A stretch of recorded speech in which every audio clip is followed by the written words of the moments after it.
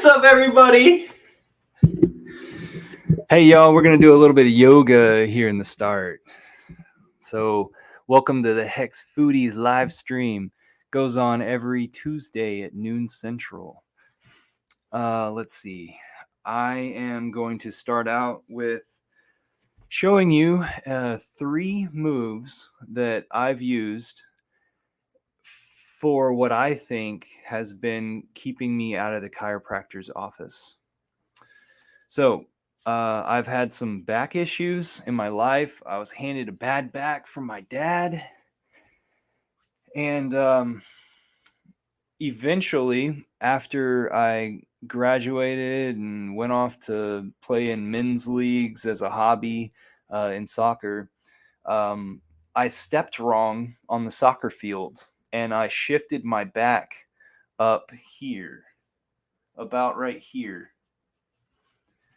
And so it's kind of a shift right there at the spine, and a chiropractor popped me somewhat back into place, but I still have a click in my neck when I turn it. So eventually, hopefully, I'll get out of this, right?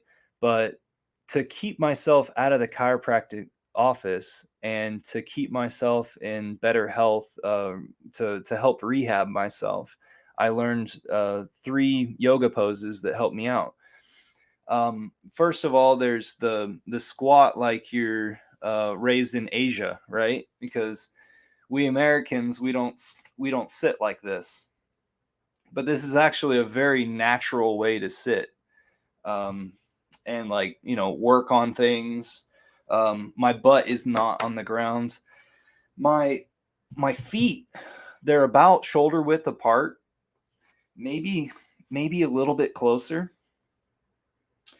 And what I'm wanting to do is to squat down into this and bring my arms straight down.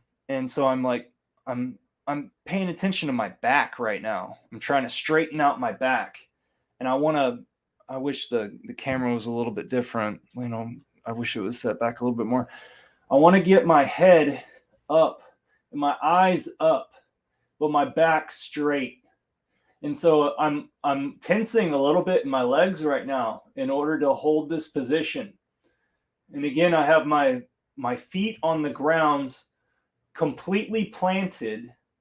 All areas of my feet right now are feeling pressure on the ground. And my legs, my knees are not trying to point outward, they're trying to point straight ahead.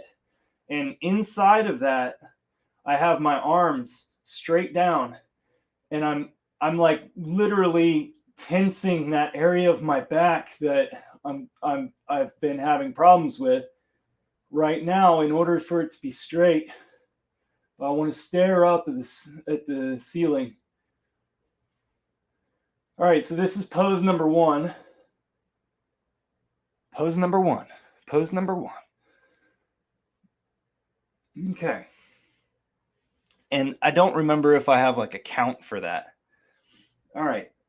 From that pose, we go into the downward dog. And a lot of people know this one.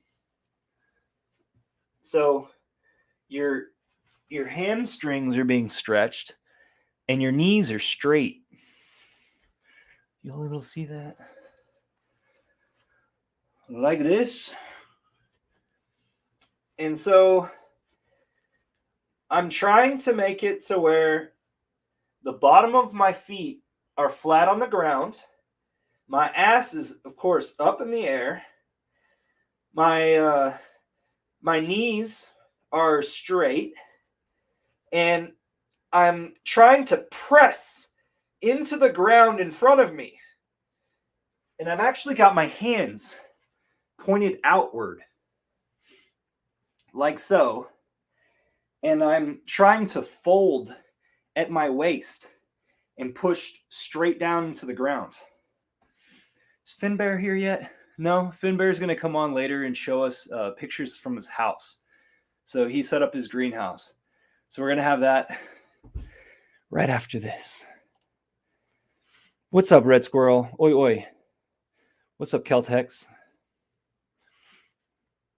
Red squirrel, lower back pain as well. Construction work, ugh. Swimming every morning solved it. Perfect. Yes. Some people, I get in a conversation about backs, and then they're like, "Yeah, I do swimming," and it's like, "Whoa, you're doing even more than I could recommend." That's awesome. My mother's a swimmer, so I also have that in my genes. I like to run down to the lake. I like to park, run down to the lake, swim, meditate, do a little bit of stretches if I want to, and then jog back up, and then hopefully have a salad once I get up there. That's been my hex flex lately, if you know what I mean. All right, so excuse me while I go at this angle, right? Cord.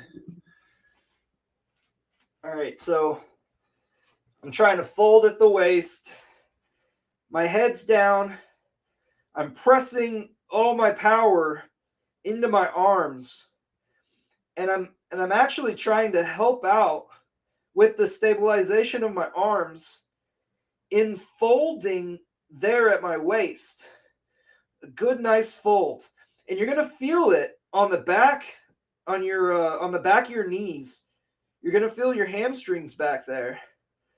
And you're just going to play around with them, and hopefully you won't get too tired in your arms.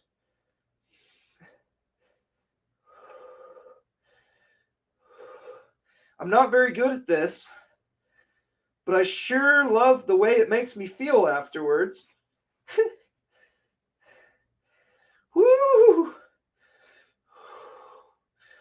And my heels are wanting to come up off the ground. But just keep reminding yourself that you're folding at the waist. And the point of this is not for me to reach my toes. I can do that. The point is for you to exercise your cores, strengthen your cores. Just got a haircut.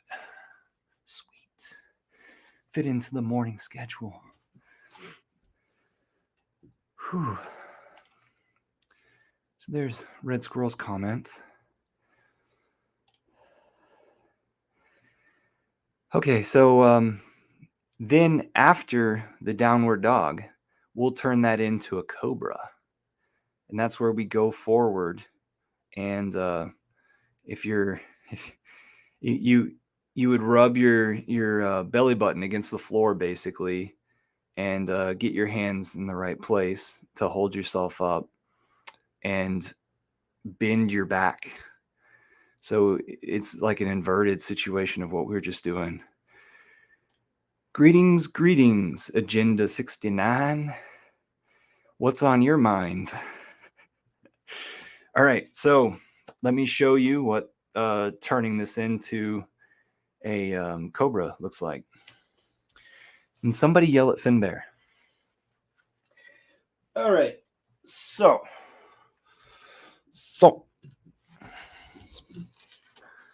transition into the cobra. All right, downward dog, pressing down, stretching that hamstring, and then put your hands in a diamond in front of you on the ground. Diamond. And then let's see, and then just go follow through with it. Down and up. And you do want your hands to stay about where they are right now, way down there. That gets you a really good core motion, core tensing or something. It's even hard to talk right now. So my toes are bent, but my legs are way back there.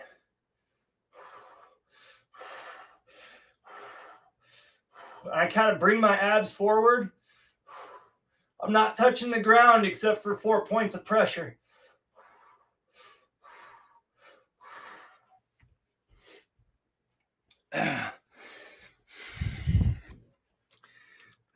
See how my frame was? My frame was down there, and I was pulling myself through it and allowing like a bending way back here and a lot of air and energy to move through, because our spines, our spines are amazing. They're like this, and they when you pull them away from each other, they stay together. When you push them together, they stay together. So we just need some exercise. Get those things going. Agenda 69's picking on Red Squirrel. Red Squirrel, I didn't see it either. Strange. Oh. Kelt Hex's comment way up at the top. All right, everybody. Where's Finbear? He's supposed to be here to save us with images. So those are the 3 yoga moves that I highly recommend you check out. They're a part of a routine that Empty Plane taught some of the guys up in Montana. Some of the guys that were like boots, the temporary people on the property. And Empty Plane, before I ever met him, he taught these guys this routine to better their health, to get rid of toxicity, to make sure that they were ready to go and stay young, especially with all the work that they were doing out there and in the cold. So Empty Plane went on, and then I came onto the property, not for the first time, but to meet everybody that was there for the first time. And those guys were doing a yoga routine that has like 20 plus poses. And, they're like, they're exercises, like you're swinging your arms or, doing this, not regurgitation or, I don't know what it was, but it was just this action of vomiting bad energy. Weird. So like some people, they're afraid to teach that to other people, might get laughed at or something. So these guys, they would do this routine after that 20 thing. I'm only showing you 3 of them.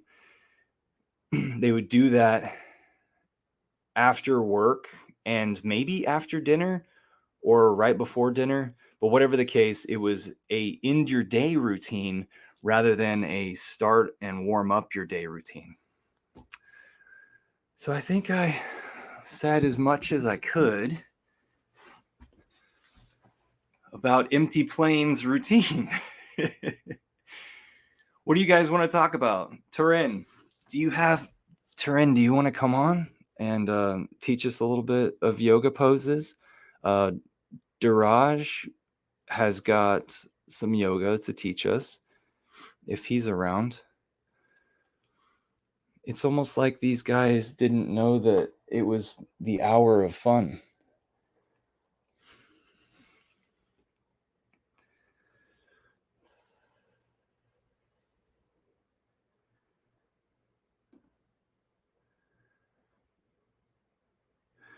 Red Squirrel says he's quite fit and strong, but not flexible. Me neither. And that might be to our advantage, like less injuries. Have you ever broken a bone or pulled a muscle? I don't think I ever have. Turin's just sitting there with yoga, legs crossed.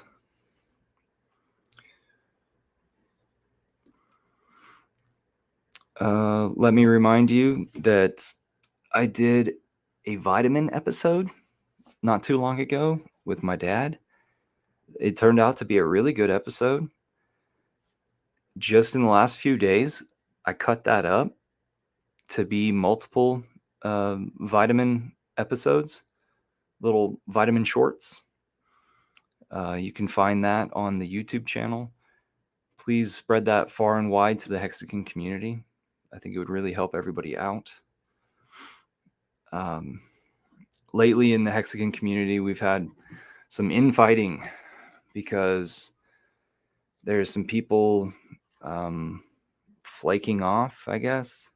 I don't want to piss anybody off here, but people come to Hex, the product, when it's doing well, and then they attempt to take people away from Hex, the product, when it's going sideways. And so that's why we have some infighting and some other very unique situations, which is really fun if you're on Twitter. I'd like to remind everybody that Twitter Spaces is available. It's been going on for like 9 months. And so if you are following other Hexagons and they're inside of a Twitter space, then whenever it is that you go to Twitter, at the top of your feed, you might have a purple bubble that incorporates their profile picture as well as other people that are in that room with them. Just click on that and say, start listening, or even be a speaker, grab a mic. There's only like 12 mics available per room. Every once in a while I'm recording those, but I'm not doing it on Hex Foodies. Instead, I'm doing it on Hex Futures. That was a YouTube channel that I had before the first Vegas, before I met other Hexagons. Back when, before I met Finbear and Hexray Vision and, I knew of Finbear, Hexray Vision and Rogue Herbalist. Those were the guys that encouraged this group to find a Telegram space of its own and a YouTube space of its own. All right, I'm going to put my camera back.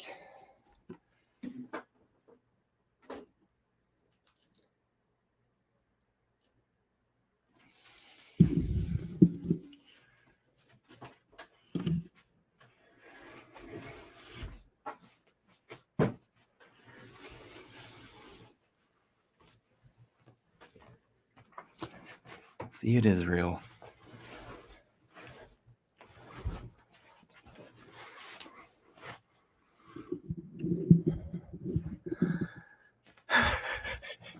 Red Squirrel only broken my nose in a fight. That's hilarious.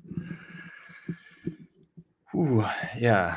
I split open one of my fingers because I punched a guy's mouth. I don't know if he hit me or his girlfriend hit me with her purse. Whatever the case, I was blindsided and I went after it in that direction. Let's see. So rewind it back if you want to see the yoga poses. And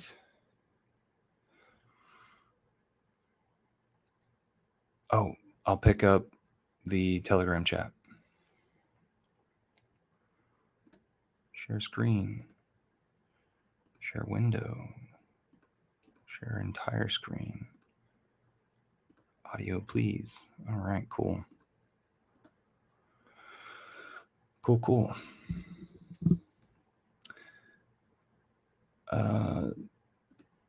It is. Just, it is bad. And it almost certainly is demonic. And yoga is demonic. Yoga is a religious ritual. It is a Hindu liturgy. That's where it comes from. Diraj, and Hinduism has all sorts of different gods that it worships that are not the God of Christianity. In 1993, the Alabama Board of Education banned yoga and meditation practices in its public schools. All right, so my thing with yoga that is counselors were harming it's an children exercise for with me. Psychotherapeutic techniques. One mother in Birmingham was concerned that a relaxation tape that her child brought home made one boy visibly high. Well, Anybody who Visibly knows high. who does Love yoga it. knows he may have just been very relaxed. And that Alabama rule has been on the books for the past 20. That's great. So I do meditation, and so you could say that I'm interacting with other things other than the Christian God. This was pretty awesome. World map, facing reality. He was on our show 2 episodes ago, I think, and he really brought us some stuff like way away from what it is that we've been taught in school, right? Yes, it is. Oh goodness. Sorry. It is about bad. that. Sorry. So what I wanted to show is, or reiterate, is that he was talking about this being Tartaria, right? That land that we don't travel to at all anymore, that had an old civilization on it. And I'm not exactly sure where Atlantis was. But here's the United States, here's Mexico, right? Here's South America, Brazil, Argentina, Chile, and all. Okay, so here's another piece of land that we never go to. And then this is Australia and Southeast Asia. So Japan's up in here, Japan over here. It's kind of a weird place for Japan. Here's the Arabian Peninsula. So Africa's huge. Here's Mediterranean. Here's Spain. So this is really a freaky map. Absolutely freaky. And then if you remember, this inner circle means the Tropic of Cancer, and then the outer circle of Capricorn, or maybe those are different extents, but they follow the same parallels, right? And then the idea is that the full extent of this is our either dome or ice wall. And then these lands over here are uninhabitable because they are so far from the sun.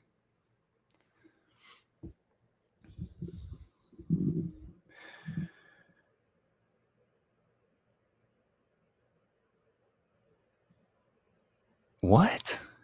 Red Squirrel says yoga doesn't come from Hinduism. It comes from Scandinavian.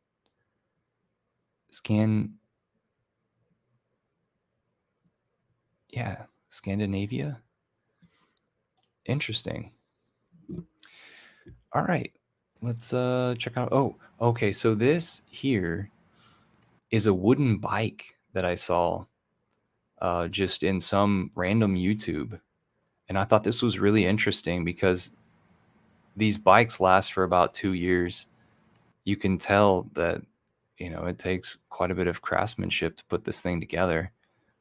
But it's bulky craftsmanship. And then so very easily can they manpower this and then also put goods on it, like bulk goods in bags, and tote them around. I thought that was pretty cool. Guys, every time I have a live stream, I'm putting the link in the chat so y'all can join. SJ did something about longevity. I haven't watched this yet, but I'm really looking forward to it. I've got it open in another tab. We had some back and forth about the jab and what's to come.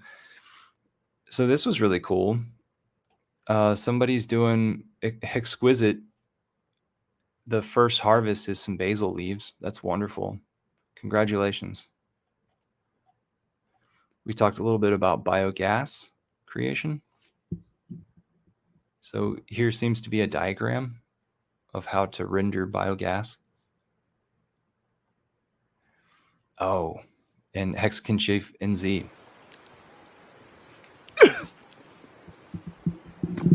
Sihe Moriora. Morena, good evening, morning, and all of those beautiful greetings around the world, and whatever time it is at your place. Chief here again. Second video. It is his second, yeah. Anyway, I'm just going for a walk down my driveway. Yeah, our normal driveway. Got to get some stones in those old, in the potholes there. Can't do that until summer though. It's winter right now, even though the sun is shining, and it's pretty. Anyway, I'll take you up to something very special that's been in the works for about 5 or so years. Hey, Red Squirrel, you say Atlantis equals Azores? Does that mean Arizona? I just recently heard someone talking about the restrictions in Colorado, how like possibly the cultures over in Egypt were in Colorado prior, and it was so much more aged, and so it was so much harder to recognize, but yet there is ruins over there in the mountains, or over there on the western side maybe. I'd love to hear about that, because whenever I was in Navajo Nation with Benjamin and Rogue Herbalist, I was looking up in that area, like Durango area. I was thinking about how cool it would be to go up there, especially next time I go around that area. Turin, woohoo, Chief.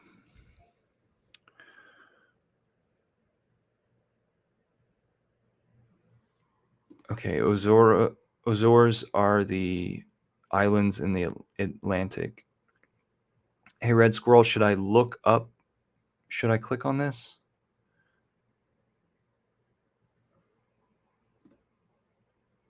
Can't wait to show you guys. Hopefully you've been all well. And we're just approaching it right now. If I can turn the camera around. So what he's going to do is show us stay in the camera. a... Here we go. Check this out. Check this out. Check this out. Oh! It's kind of like a visitor center. Ooh. This is a... It has an intense roof. Technically, it's known as a mud house. And then they're filling in below. And in my language, this is called a whare uku, or a house made out of the earth. But more specifically, uku is clay. So, here we go. Look at that. Sweet. Nearly finished. Now this house here is... You can see what's wet and dry. How can I explain this in English?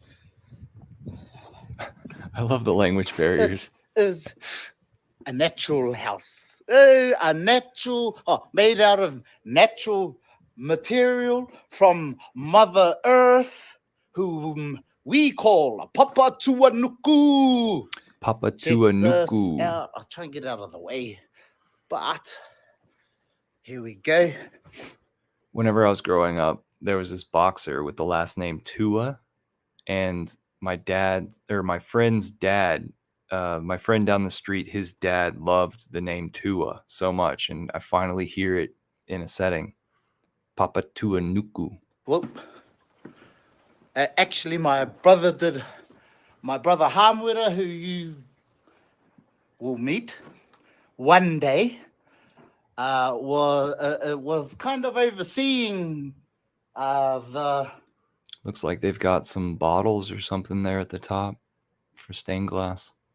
Structure of the walls, construction of the walls, and man, taken 5 years to get to this point. Can you guys imagine 5 years? Have y'all ever worked on a project for 5 years? I've been sitting in this small house for 5 years, being a Hexican. And it's been a hard slog. I can't say I did too much of this, but I helped with the foundations.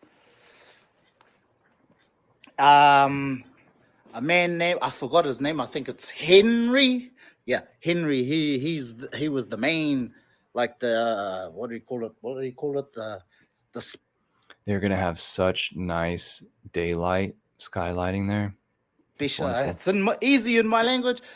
Tohunga, or the project manager. Yeah, that's it. He's had many experiences building clay houses over the last 30 or 40 years. But we've fused concepts from our traditional way of building whare, or houses, or sleeping quarters. Check this out, it gets a bit dark. Oh, that's not too bad, actually. Yeah, this is one of the rooms. Another room.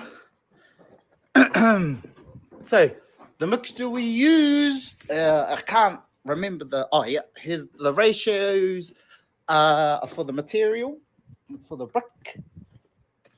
We use that to mix it in. I'm Sometimes surprised. you got to use your hands, Yeah, I'm surprised they I use a mean, mixer. like, a shovel or whatever. Because if you put hay So, whatsoever, under this top, if you put hay in the mixer and it starts to catch all of the little interior metal flanges that are in the mixer, it is not fun. Instead, I'd just rather isolate my materials and stomp it with my feet. all in here. And that's what I thought I was going to be doing a lot over at Empty Plains and up at Wheaton Laboratories in Montana during the summer. But instead, there was a kind of a different plan. It was clay slip, and so they hydrated a barrel of clay. You can rewind to that stuff and see this stuff for yourself. Empty Plain, he wanted to get the exact recipe for some clay so that you could just easily either, I think it was like we got a little bit of the clay moisture stuff and put it into a wheelbarrow on top of hay, and then saw how much the hay was getting drenched, and then maybe added more one of the other. And so instead of like having the stuff on the ground, but as you could see, we didn't do as much as what was planned We have because there were a lot of rain days. some topsoil. Show you all of the details of it later. So this is definitely more clay intensive, is what I'm trying to say. Anywho, But those clay walls are not load bearing walls. You can see the piers. yeah. So that's what we've been up to, and I hope you have a beautiful, beautiful time. Keep it tribal, baby. Oh, can't do it with him. I've got bloody gout. Anyway, I'm recovering from gout. Hoia no tātou. Mihi atu kia koutou. Meaning, I better finish it off in English so you Look, you can see that they've already been rainwater collecting ever since they built the roof. know what I'm saying. But I'm pretty sure you got the gist. Bye. Keep it tribal, baby. And that's our very own Hexican Chief Inzi, standing for New Zealand. I would like to know more about government oppression in his area. He's constantly offering for us to go down there and join him. it's something to think about if it is that you want to get down to New Zealand. Now, I posted some of this other stuff, the farmers' movements, because I think that it's really interesting. And also, I want to point out that farmers are actually, you know, active. They're strong. They've got backbones. They recognize that government is just a setup, that it can change, that you can talk back to government, that the government is supposed to be at the will of the people. So that's why I post these things about tractors clogging roads and stuff, because it's really, we've never seen this stuff before. This is amazing. Oh, by the way, guys, Finbear's been beating the drum for a long time now. I think that it is time that you get your 3-month supply of food for you and your family. Just go ahead and buy some canned food, some dry food, whatever it is that you got to do. Go ahead and get some stuff into storage, just for the chance that some idiot screws something up and gets some blockage somewhere, right?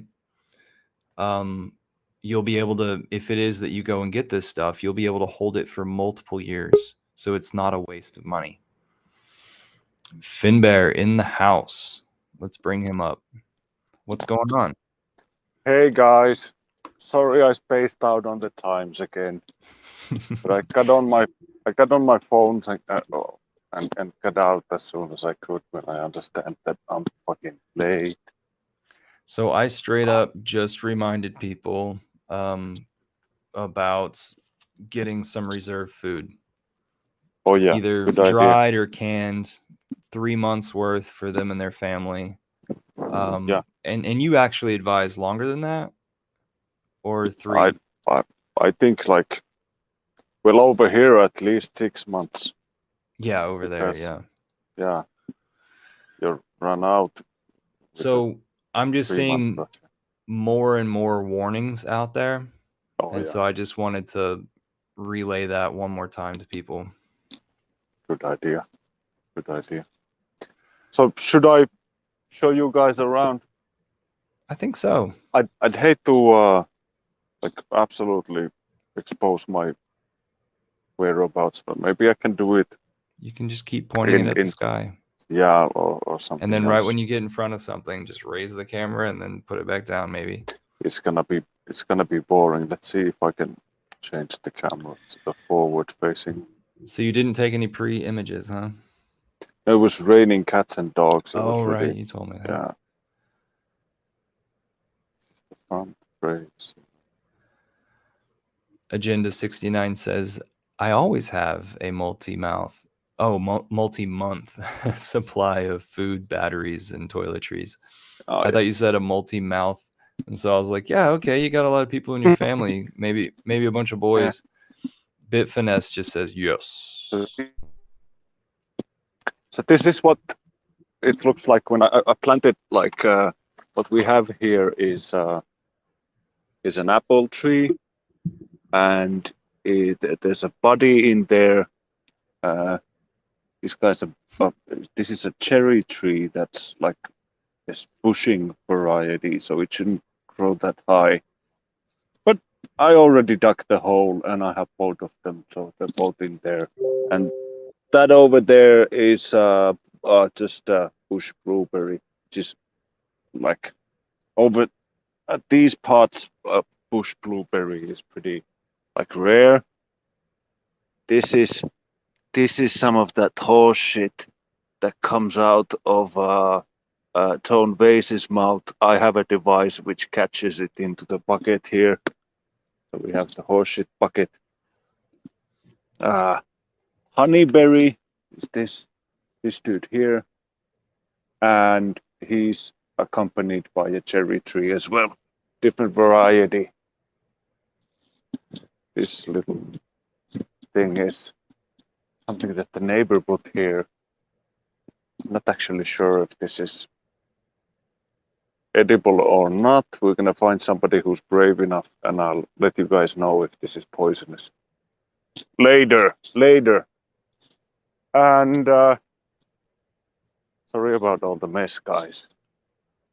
Took down a shitload of trees. There you go. Here's another one of these poor victims. They used to be like a willow, a rowan over there. We had to take it down, and it left a big space here. And big enough for another one of the apple tree and honeyberry type of a deal here. These are Liam, all of these are coming down, so it doesn't matter. They're like berry bushes. But that's pretty grandma stuff. Over here, I managed to clear this out. I don't know, some of you guys probably saw, but there was quite a lot of like logging stuff, or well, logs, not that much other stuff, but logs and shit. So I got that cleared up. There's a little bit to left for us to burn in the future streams there. But this is gonna be the place where I get to make the growing beds, like the raised beds. You just Still made got me a have few an apple- idea. Still have a few apple trees left. I've already planted like I think 11, so there's 3 still left. That was just your temporary placeholder, right? Yeah, I had to put them somewhere. But this is like 15. It was all in all 15 cubic meters of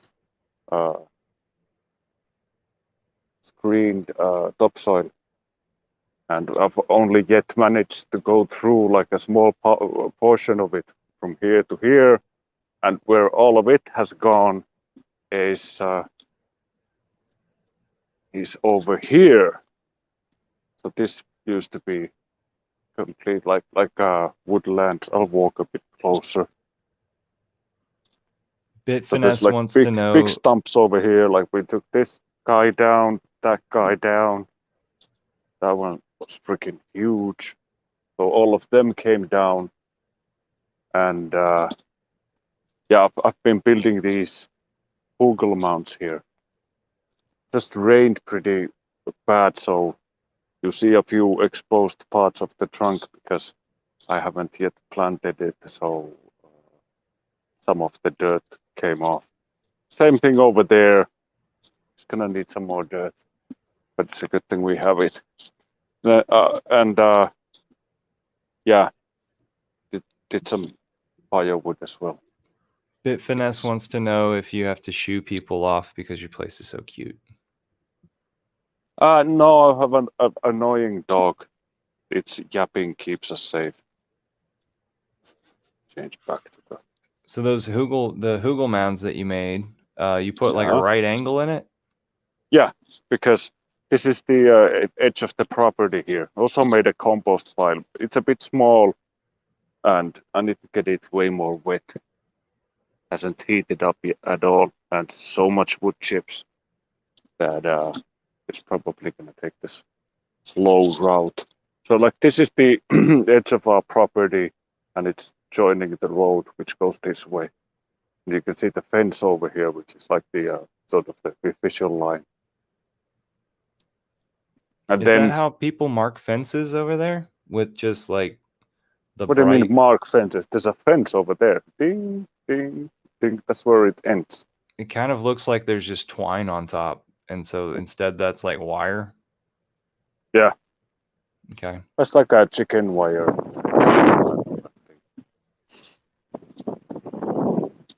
So there. I don't want to be showed everything, but I'm still make believing like nobody can find me. Let's go this way. And over here we have a similar type of a mound, maybe a bit higher.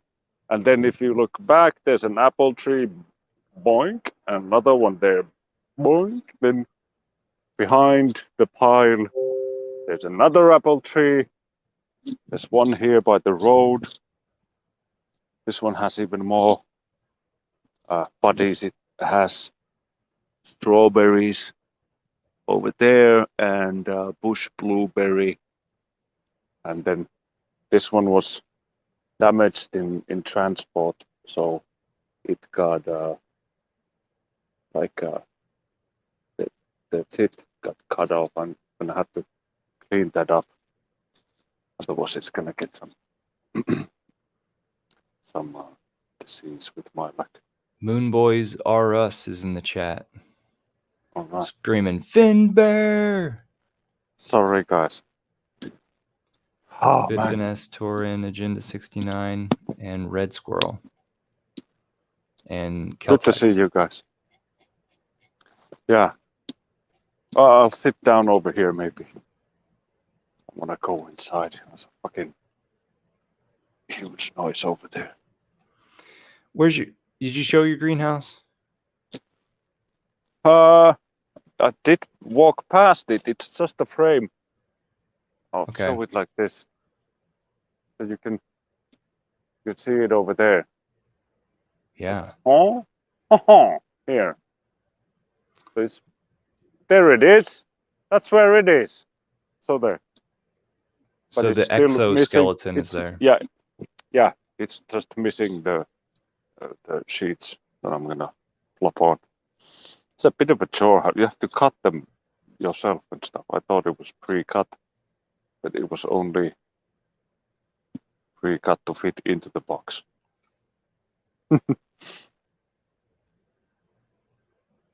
Why is it just my face here? This feels uncomfortable.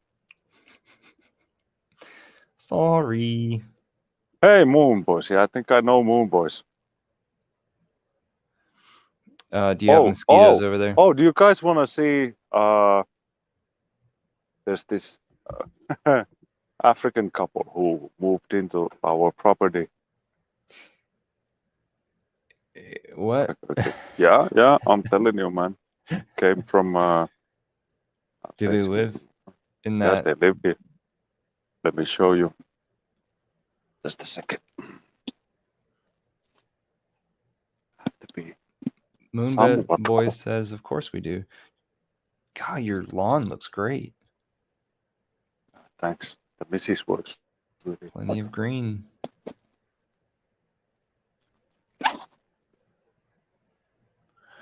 Can you see that? Ooh. That's shit. See, that's what happens when you have Africans come over your house. They shit all over the place.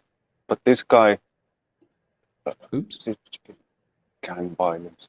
He takes care of his kids. He feeds them. He built his own house. So I support this guy. I've been looking at these guys for a couple of weeks. So is that a beam or is that just a Yeah. rain gutter? Okay. No, it was a beam. Yeah. Hmm. Oh, did it again. We're watching Finbear only. I know it can be difficult, but let's share. What was it? A sparrow? Moon Yeah. Moon Boy's asking? Yeah. Oh, Well, looks like a nice day over there.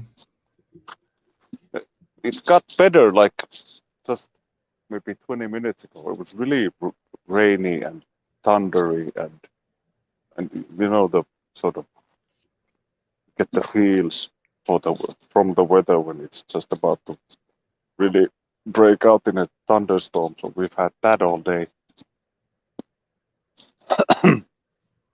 Belly Hex in the house. Hi, man. Oh, you're late. It doesn't. It's not a big deal. I was also horribly late. Almost left the entire thing on Davin's shoulders again. Are you gonna grow I could. potatoes? Yeah, out there? I'm definitely gonna grow potatoes. Yeah. I love purple sweet potatoes also. Sweet potatoes. I tried growing sweet potatoes once, but the season is so short over here that they didn't grow up to be much of anything. Like there was a huge amount of green stuff, but no bulbs anywhere to be found. Oh, this is not. Yeah, this is 9 o'clock in the evening. So you don't get any dark. We do get some. Yeah, we do get some. We get like 2 hours of night, maybe. At what? Where 1 it o'clock sets. to 1 to Yeah, 3? something like 1. Yeah, 1, 2 o'clock. It's pretty dark. It's already tempting to go to sleep when night comes. Few weeks back, you couldn't tell the difference. So he's literally asking you, do you grow purple ones? I'll try to. Yeah, but regular potatoes grow just fine. We also have a variety over here in Lapland that requires like nightless night to even mature. But the potatoes themselves are these maybe 2 inches long, really small. So you have to peel like 15 potatoes for a portion of food. Do you have one of those? Are they called mandolins? Where they're the slicers, where you Yeah. can basically dice any, but by slice. Yeah. Yeah, I think I it's like a those. Japanese thing. They're really handy. If you get a good one, like one of those Japanese ones, they last you a lifetime. Really chop your fingers off. Yes. One of my exes almost did slide her hand on it really well, and whenever she moved out, she took that with her, so I had to go to Target and get a new one because it was worth it. She didn't come in with that slicer, but she sure as hell took off with it. Yep. And then she wants to insult me later. Yeah, about the slicer. I know how it would be. You never gave me any kitchen equipment. We agreed we're gonna share everything. That means I'm taking half your shit, man. I'm all for leaving potatoes in the ground. The Yeah, next you can guy will leave a find few. them. Yeah, you can leave a few.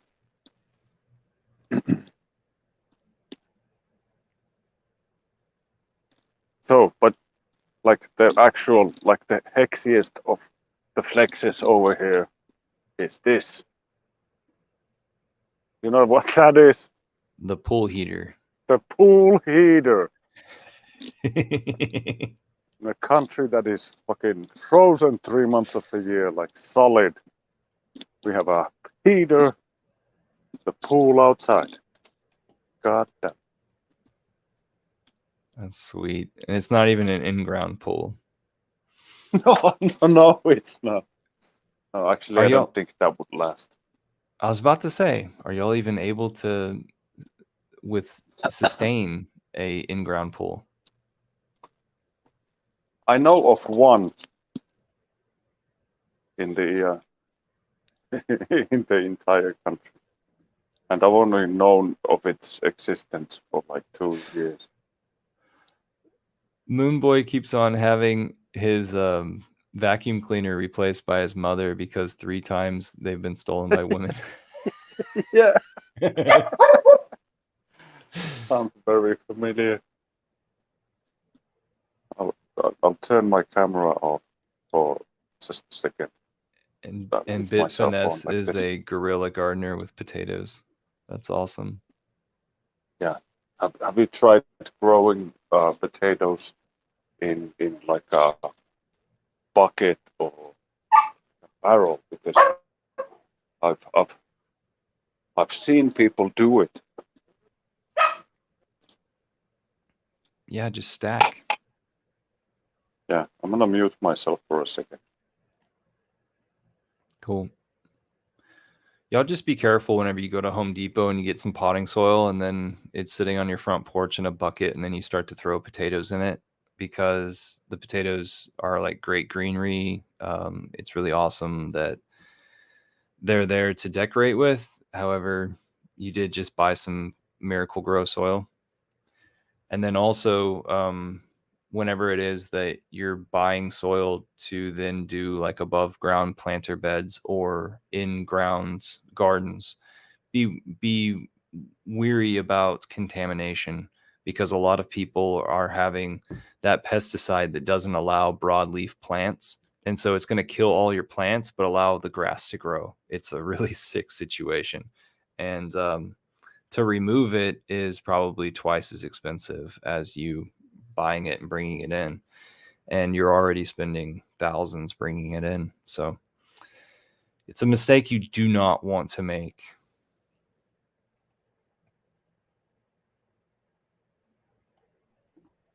Sounds like a costly mistake. Yeah, I feel sorry for the people that have made that mistake in my area and then reported.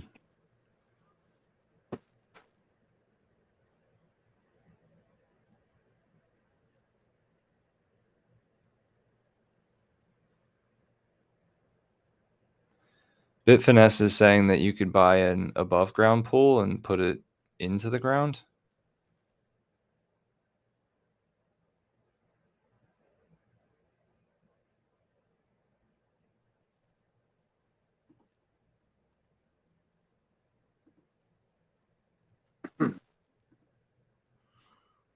Oh, who lives on a playground? Me. That's actually pretty true, Bitfinesse. I do have like there's enough space for me to run out of any excuses regarding like, you can't fit that in the yard. Yeah, I think we can fit anything in the yard. Unless we do a 10,000x, then I'm gonna have to buy a yacht, and that's gonna be so big that I need to buy the neighbor's house just to have room for parking in the winter. Would you just like hollow their house and put your Not just yacht run inside into of the it? ground and make a big parking lot. So then you would There's go into the ground. there's probably a service you could buy and have it like sailed somewhere where it's warm year around. Then have it confiscated by the officials over there. Yachts kind of scare me. They sound like a lot of operation cost. Oh yeah. Yeah, like imagine having like 8 people or 12 people working there. But like a bed and breakfast place or something, you could turn that into a money making endeavor. But then again, would you like to? It's like renting out a cabin or something, but still a bit more disgusting. Like if you have like 3 showers on the boat, you know all of them get pretty heavy use if you rent them out to like bachelor parties or whatever. Freaking scientists that go to one or the other pole. And then you're like, well, this is actually it's my boat, but it's like 200 guys have been shitting on that bed over there. That's what they call a toilet.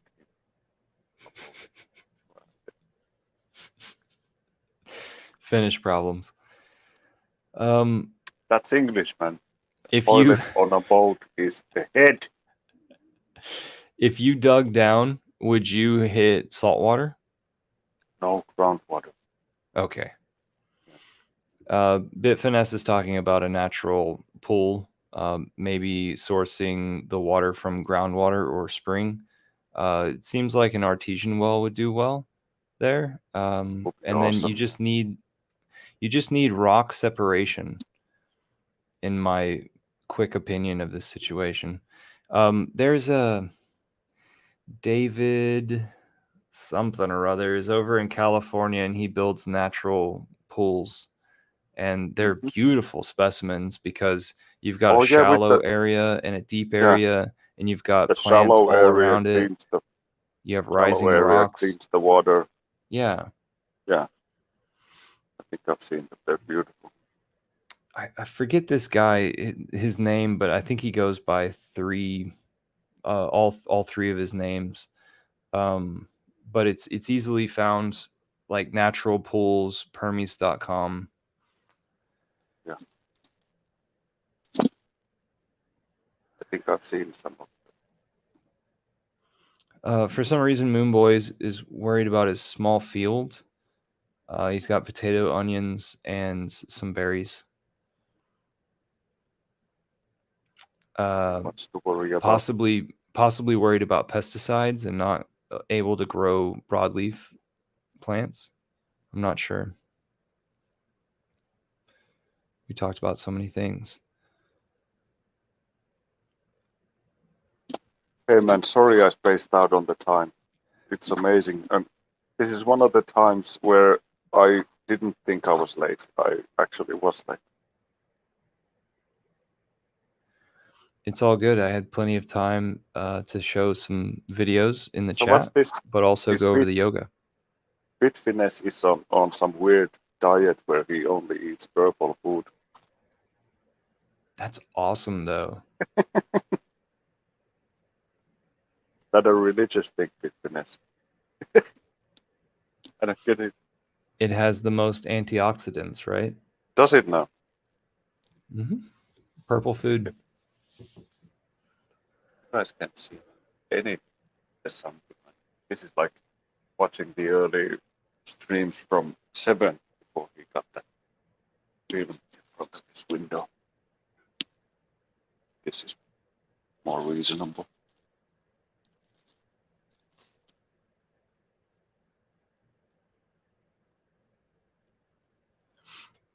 Moonboys, you're up north right now?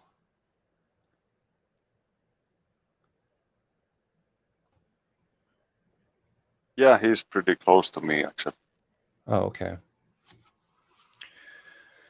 Well, sweet, man. It's been an hour, 6 minutes. Oh, it's a good thing I made it for the last 20. Otherwise, I would have felt like such a dickhead.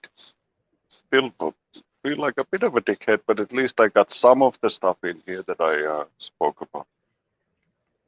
You did great, man. No, man, you did great. Oh, shucks. Hey, Nicholas you and Trap Gravity. Misher. Mesher? Nicholas. Folks, you mean the... Yeah, we actually spoke about it on one of our streams, that you could build like a geodesic dome or like a really big greenhouse around the entire property. That would take us we would have the weather of like some place like Uh-oh, he dropped off. He pressed the wrong button. Oops. we're good. Yeah, we're good. Go ahead. So we would have the weather of northern Italy or something if we had a greenhouse around the property. So I remember seeing an example in the Netherlands on a YouTube video. I think it was Sweden as well. Okay, all right. Yeah, Then I've it was seen- Sweden seen- instead. It was that Kirsten Dunsten. Or whatever. Of course. She was in close to Stockholm, interviewing a couple. But I That- did see something that was built in Denmark or the Netherlands as well. So Now I do that thing believe in Denmark, both that of was us are correct. in Denmark, that was downtown, right? And that was an experiment by students. Yeah. Yeah. Yeah. So we're So that was talking just an about stuff installation. that- So an idea that I had back in the day whenever I was like 24 or something was just to have a mound and have a shipping container poking out of that mound on one side and have it to where that's like glass or an opening or something. And then Yeah. have it to where there's an opening on the top of that shipping container. And so that goes into a teepee that sits on top of that mound. And then there's a that would be dome, the end. a geodesic dome around that sits on Yeah. top of the dome or on That'd top of the be mound. sweet. Yeah. So from the side view, you would only see like the teepee and and the dome, and then when you went into the teepee, you would go underground and poke out from that. That's a great idea. Yeah. Yeah. You poke out underneath and away Yeah. from the teepee and the greenhouse. and the greenhouse, yeah. Yeah, sweet. To where you have all the different things. You have access to the outside, you have a complete in-ground environment away from everything. You have the interior of the sphere as the greenhouse, and then you have the interior of the interior inside the sphere, which is the living space. Yeah, plus you have the teepee where you can play Indian. And then the kids would just go crazy. They'd all want to be at your house. Yeah. That's like a summer house you'd want to have if you have like teens. Biffin says, I want those antioxidants everywhere.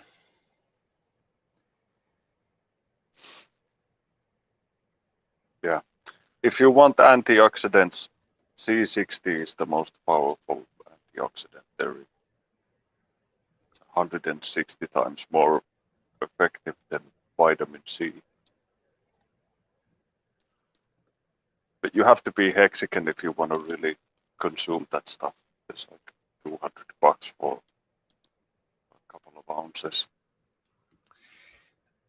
I think the largest dome would be like 1/4 of an acre coverage. You can see, like I've been to be like 65 in feet. Belgium. Like if you look up Belgium and geodesic domes, that's where the biggest ones I know of have been built.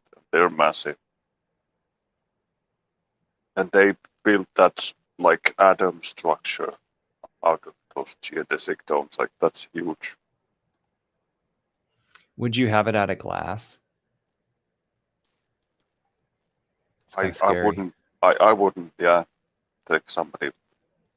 It's just waiting for some idiot with a big rock to drive by. Well, Red Squirrel says that's a lot of glass to clean, and what I'm thinking is like you got a sprayer. You know, you could clean it in multiple different ways, right? And then also, what are the kids gonna do?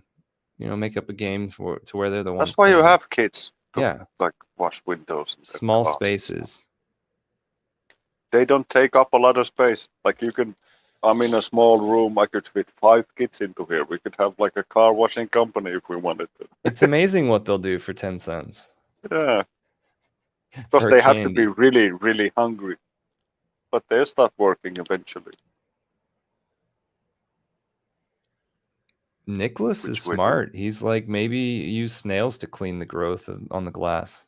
Man. Or you could spray the glass with that stuff that makes it hydrophobic. And then every time it rains, all the dirt just glides off with the water.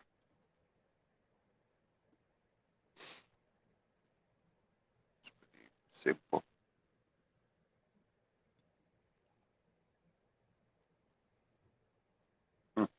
I just had my regular brown coffee with Venice. I'm gonna see if I can find some purple roast somewhere.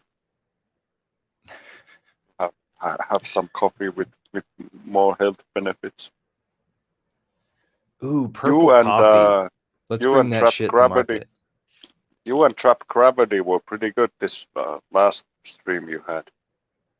Oh yeah, you like the very last one, just like hours ago, right? Maybe 7-9 hours ago or something. Yeah, I've been up this whole time. For some reason, I skipped that sleeping, but I got meditation in, so I did do a little bit of touching that vibration. So me and Trap were on Hex Futures. I mentioned that other channel earlier, and what I was able to acquire were just a few clips, and then I went and shared screen and we commented on top of it, and it was pretty fun. So anybody who's interested, check out my other channel, Hex Futures. It's probably 3 years old. Just the tip news? Okay, so I have like 3 ideas going on right now. One of them's called Just the Tip News, and basically what we did last night was similar to what I had an idea of Just the Tip News being, but it still wasn't fulfilling the idea of Just the Tip News of just taking the tip. Just the tip is not supposed to be fulfilling. It's supposed to be just the tip. Yeah. We kind of like entered a little bit too much. And then another idea that I've had is Hex Huddle. And so on Twitter, I'm at Hex Huddle. Is it like HUDDLE? Yeah. Okay. And so the idea there is for me to run a YouTube stream and invite people into that, as well as me screen sharing a Twitter space where everybody from the YouTube space can go into Twitter space, have that voice conversation with them over there, and then come back into the YouTube or do it simultaneously, so that there's interaction amongst us Hexicans in a locker room type situation. And then you can go and high five your mates. Yeah, it's man, a fight. You killed it out there. Woo, and then somebody else's turn. Yeah, I get it, man. Sounds good. Totally. Yeah. So I'm wondering like where these ideas are going to come to fruition, because everybody has their special talents and their bubbling overflow. So it's like herding cats, you know. I want you to do this and only this, okay? And then they just drift off or something. Yeah, or if you do something else, you're not a Hexican or whatever. No, that's not the Hex way. We don't do it like that. Facing Reality in the house. Hey, man. Showed your map earlier. Thank you for sharing that. Well, cool. One thing that's been not that Facing Reality is here. Like, the size of Africa compared to the actual size of Africa is something that's really blowing my mind. That how can it say on maps that Africa is in actuality 13 times as big as what it is presented on the map? And everybody's like, okay, like that's not a big fucking thing. Like, if something is actually 13 times bigger than what it is on the map, what does it do to the relationship of like everything else in relation to that one thing that's too small? Oh, I've been racking my brain. Well, I'm looking at that map and it says that there are large quantities of land that are being ignored between our continents. And that's really interesting. We're gonna have to try to circumnavigate the north-south. That's something that we could just try to do as a community, just like a team building exercise. We wanted to circumnavigate, like we Hexicans wanted to just go up and down because that's what happens with Hex. But yeah, it turns out something else happened on the way up. I'm thinking about like hot air balloon doesn't sound terribly dangerous. Yeah. I'm thinking about some sort of like camera recording, but faster than a drone, but slower than a rocket. Why don't we just launch our own Hex rocket to the firmament for the heck of it? Or we launch our own freaking satellite system or something.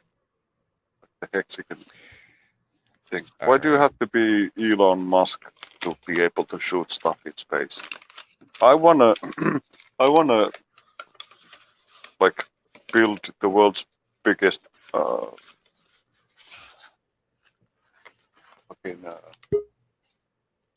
I don't know, raincoat and fly it up to the sky and cover the sun with it. Zamboni is in the live stream, audio only. What's up? Long time no see. I've been away for a long time. Yeah, you have. What's been happening, man? Is professional life going well? Yeah, It's good. Sweet. Do you know that we have Hexakin infighting going on? I'm about to break some noses. What's that about? I'm kidding. Whenever the price goes sideways, people try to rob the attention of Hexakins and Yeah. therefore the money of Hexakins towards other projects. And There's we will always one or soon. two. There's always He did it again. Go ahead. There's so only there's one. always one or two who gives up if something like this happens. Yeah. Just barely, it makes it worth their while. But yeah, we see this a bit now. There's always a wallet left behind, and that's what pisses me off. Is somebody's gonna play around and they're gonna either get burnt or forget that they played around and leave their value in the wrong place, and it'll be too late sooner or later. So the thing is that people lose respect over time. People lose respect for what Richard Hart has created. People need to realize that Finbear and I have been sitting here for a long time in the Richard Hart ecosystem because there has never been a better place. And so before this stuff was created, it's a godsend. And then now we're here and people, come in, they preach the hex song and everything, but then whenever the price goes sideways, they leave and they want people to leave with them or at least spread their wealth in other places. Yeah, did you see it wasn't like a fight video, but this guy, his name's like Blockchain something. And Blockchain Guy, I think, and he made like a video about how Hex is a scam, and it was pretty interesting. He made some interesting points, but you can see all the comment sections, all the Hexkins are there, like completely bashing all his points. It's pretty cool. I'm pretty sure. Is he a black guy? No, he's not. No. That was No, the hustle no. guy. Never mind. No, but Yeah. that dude, Rags made a video. That guy didn't understand Hex at all. Yeah, it's been funny too because I'm in a few other like trading discords and crypto discords, and like I bring up Hex and Richard Hart, and like he's a scare, and they don't even know. Like they're like, where does the yield come from? They have to be investing it somewhere. Where does the yield come from? I'm like, it's in the code. Where does the inflation come from for Bitcoin? Like they're just all so confused about it. Yeah, That's a really good hit right back in your face. Yeah, where does it come from with Bitcoin? Yeah, it doesn't come from anywhere. That's the Yeah. best place where it can come from. The thing that is more important than where does it come from is how many people got a hold of this inflation before I got it. That's like more important because then you're grasping you get a hold of the value first, which is more important than like it's the inflation 3% or 7%. If it's like if you're the closest to the source of inflation. Am I cutting off again? No, you're good. Yeah. That's something that the guys are missing. And it's pretty common for everybody to think that you cannot make yield without actually doing. Like they would be perfectly happy if we said we have a computer and we do trades based on some fucking fear algorithm or something, and it takes our money and it makes these trades and it makes a profit and we scrape some of it to ourselves. And those guys would be like, yeah, okay, so that's how it works, and then it would be okay. But now that we're like Bitcoin miners where we create our own tokens and they're like, no, I don't understand it. Where does it come from? That's like, well, that problem is like with your understanding that's not a problem with the token. It just inflates with the parameters that we chose, and it's doing its thing flawlessly. So did you say there was some sort of a mental exercise for people whenever like they imagine, okay, where did something come from before they got their hands on it? Did you say that? Or am I just imagining? That's an important thing if you think about inflation is are you the first one to receive the inflation, or does it run by 2 or 3 merchant banks and like a public office or something before you get your hands on the inflation? Because already by then the prices have gone up and you're not getting more stuff. You're just living in a house which is worth more units. But if you, like Richard has spoken about it, if you sell your house, you don't get to buy a bigger house because of inflation. You're just gonna have a similar size house, but you're gonna have to pay more units because of inflation. Right. And in Hex, we're the sort of the prime movers. We're in the position of the Fed. We're actually creating the inflation. We're the first ones receiving it, the stakers, I mean. And we're the first ones benefiting from it when we decide to sell. Davin, do you still have those like Hex onboarding pamphlets? I have You said you were working on something like that, right? I have a 10-page PDF that's on my Google Drive. Okay. I've got a QR code to it on business cards as well as the side of my truck. Nice. On that 10-page PDF, I've got hyperlinks and more QR codes in case these people print it off, you know, and want the stuff like right in front of them, like a lot of older folks do. I've been making magnet memes that are like hex.com, but like funny memes. And so like depending on who I think is driving each of these cars in a parking lot, then I'll go and stick it on there. I'll put it like right above the door handle. And then I'll also I've been taking short videos to share with Twitter. So that's been a lot of fun. So I've got magnets, I've got tattoos, but tattoos are just like a celebration thing, like within our Hexagon culture. But hey, I want to get a few of the tattoos if you still have them. Yeah, I've got tons sitting over there. Yeah, I need to send them out. Anybody who's willing to give me their address, I'll send it out to you. Facing reality was, did I answer your question, Zamboni? Did I skip over something specifically that you had interest towards? No. Okay. Hex Noob is a really good website.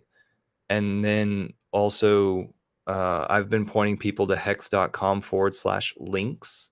And there you find tons of links. Yeah. And allmyhexlinks.com. Okay. There's a lot of Hex stuff in there, like the calculators and all the different front ends. And there's a lot of material over there as well.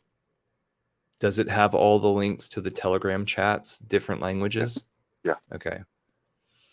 Somebody announced just last night that they just finished translating SciVive into Spanish. That was awesome. The SciVive, the book, into Spanish. So, "Ski vivo en español." So now that the Spanish-speaking people are going to be SciViving into the future. All of Central and South America are just going to explode. Facing Reality wants to remind me that there has been a rocket that went up and hit the dome, but there hasn't been a Hex rocket that hit the dome. That's the only thing. We want to go and splat a Hex sticker on it. So the tip of the Hex rocket is just going to be a hand like this, trying to hit the sticker on the top of the dome. It just goes like that, and it flattens the sticker. So now we have a sticker on the dome. Yeah. It'll be freaking awesome. And then we put a Hex observatory right below it, so that on a clear day you can see it. You can see Davin's sticker. Point. You can zoom in, so you see the stickers, then zoom out. Sticker number 2 Oh my would be god! a Oh my god! I went to see Davin's sticker, and I saw him, and Davin was there, and he was making a mount, and oh my god! So, what do you think about? you could see the shadow of the sticker on the ground. Like you could make a pool or something shaped like the sticker, because the missus swears that one Wednesday we saw the shadow of the sticker go across the driveway. That would be a way to talk about science if you attach something to the dome and then it did create a shadow, Yeah, and then you could be then like, you could well, have a, like, like relative to we this, do the have the sun. shadow over there. If you wanna jump into a well and explain how that happened, that'd be fine. That worked the last time. Have you read this comment down below? Yeah, I know Moon Boys are us in real life, and He wants to walk to Spain. bro, you're gonna have to do it twice to shed those fucking summer kilos, man. Dude put on some heavy weight.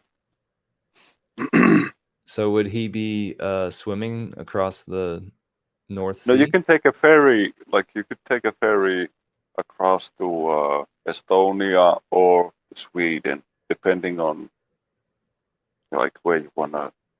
But I would go to Estonia and then walk down from over there, Okay. because I was thinking that you'd want to go to a not NATO country. But then I remembered there are no not NATO countries next to Russia. So you could only go from almost a NATO country directly into a NATO country if you leave from over here. Or you can walk like via Russia and Turkey. Doesn't sound too appealing at the moment, so probably Estonia from there on. Latvia, Lithuania, all that stuff. What's he mean by collect the collection pages? I'm gonna go get the tattoos just to show him. Yeah, that makes no sense, man.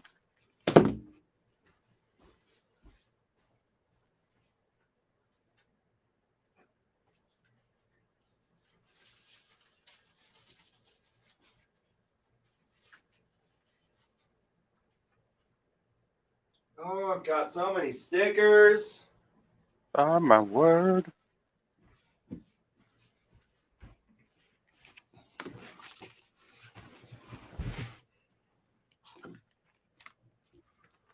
All right. Okay. So put me I on kept full it screen now. awkward for you. I didn't say a fucking thing when you left. Yeah, right. I could hear you. I'm gonna roast you later.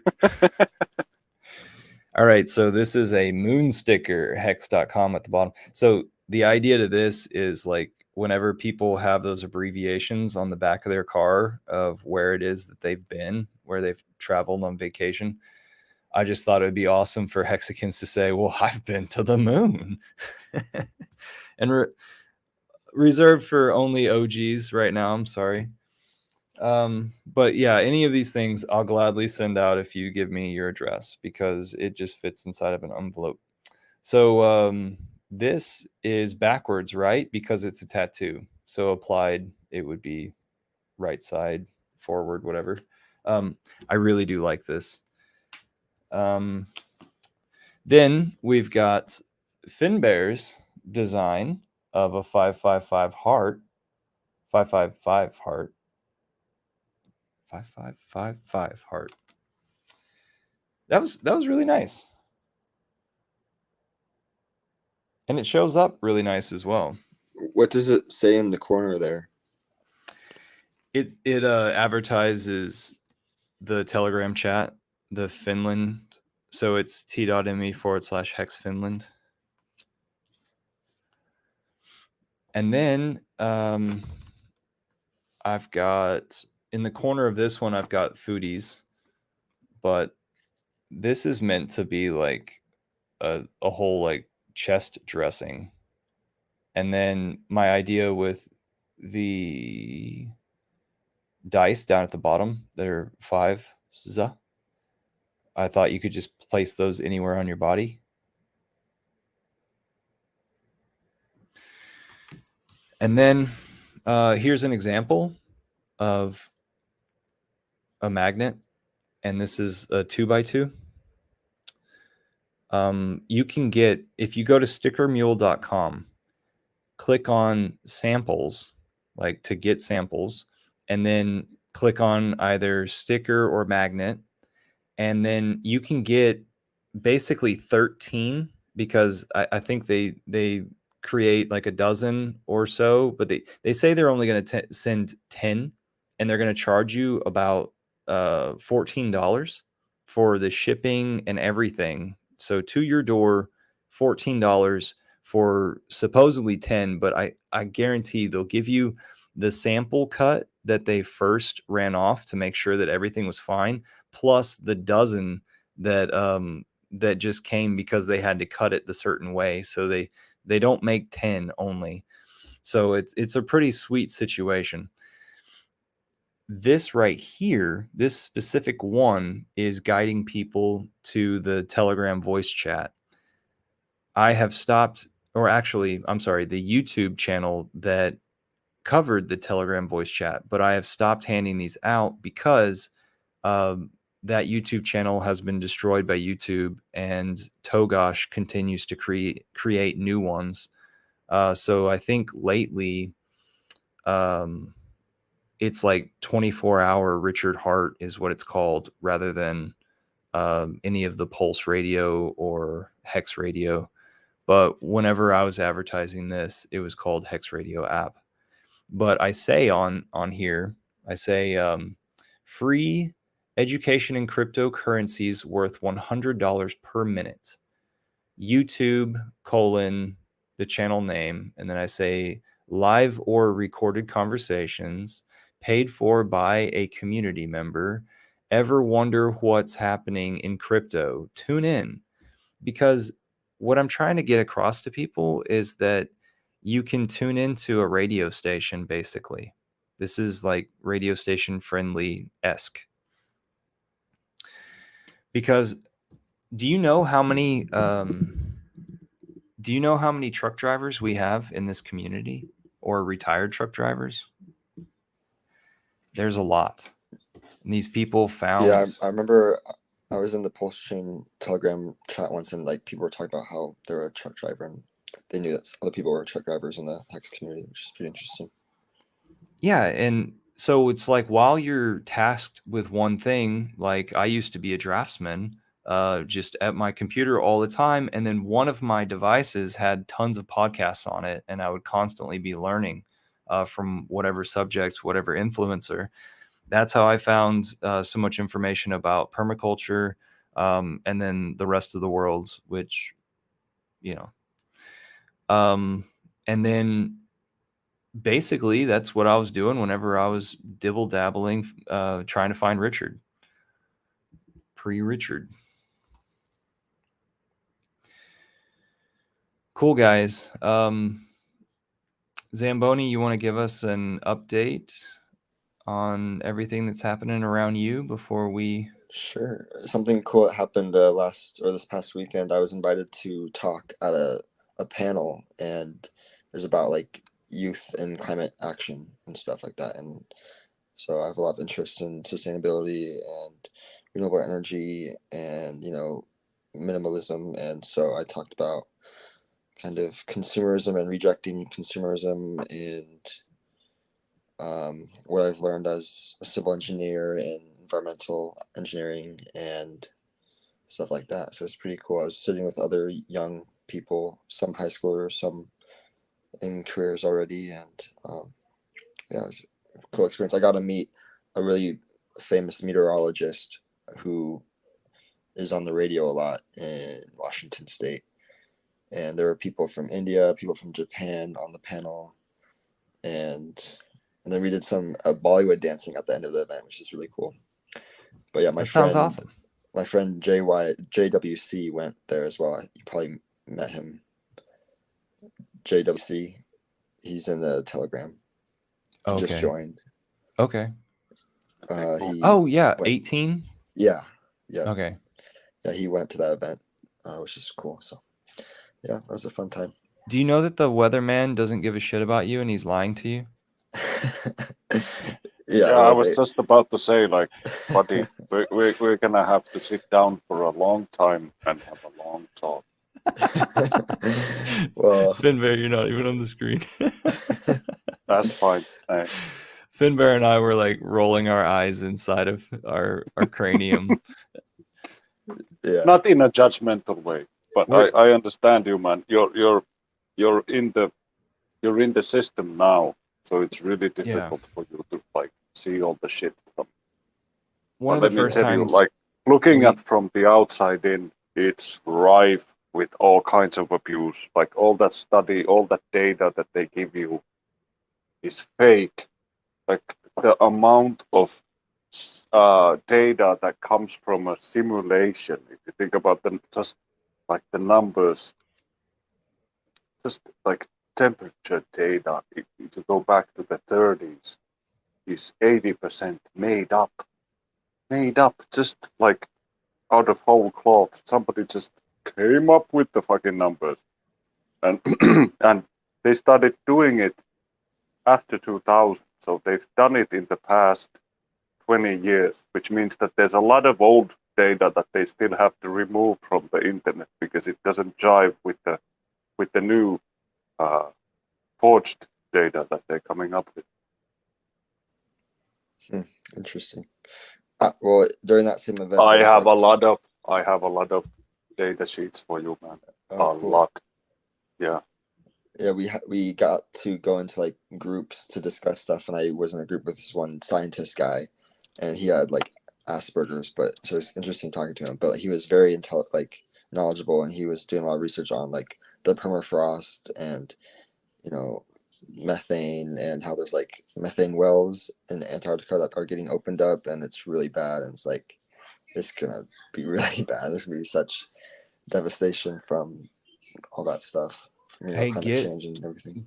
Get a clear date from them and say like, okay, if nothing happens by blah, When are we destroyed?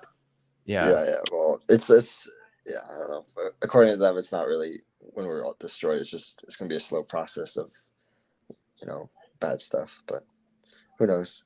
It's all projection, right? Like, It's always been modeling. Yeah. Yeah. So Who knows? we are the product, and we have never been the start of Sorry. a big complication in the world. Instead, it's always been our controllers trying to put a fire under our ass here or there. Right. And for some reason, people haven't gotten to be intelligent enough to be like, and to be intelligent enough to be like communicating to each other. I don't know what it is. Hex makes it to where we have time, and then all of a sudden our life just comes together. But the weather is being absolutely modified. I'm going through a terrible drought right now because of it. You got to go back inside, man. You're cut out. You're wrecked. As we say in the Twitter spaces, wrecked. You're wrecked, That's dude. it. We couldn't hear you. I think you need to put your cigarette out and go inside. He's like, fuck you, dude. All right. I'm gonna play a video real fast. I just left.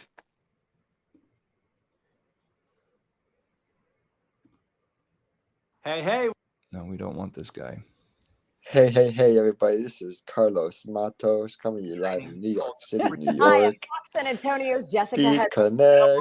Our greatest responsibility is to serve our Treasure Valley communities, The El Paso, Las Cruces communities, Eastern Iowa communities, Mid-Michigan communities. We are extremely proud of the quality, balanced journalism that CBS 4 News produces. But We are concerned about troubling and irresponsible, one-sided news stories plaguing our country. One-sided news stories. The sharing They're of plaguing biased our and country. false news has Yeah, I've become seen this all too before. common on social media. More alarming, some media outlets publish these same fake stories without checking facts first. social media outlets. Sharing of biased and False news has become all too common on social media. More alarming, some media outlets publish simply aren't true without checking facts first. Unfortunately, some members of the media use their platforms to push their own personal bias and agenda to control exactly what people think. And this is extremely dangerous to our democracy. This is extremely dangerous to our democracy. This is extremely dangerous to our democracy. This is extremely dangerous to our democracy. This is extremely dangerous to our democracy. All right. Is this dangerous to our democracy? I'm wondering. So this on the screen is, or whatever I just showed you, is extremely dangerous to us.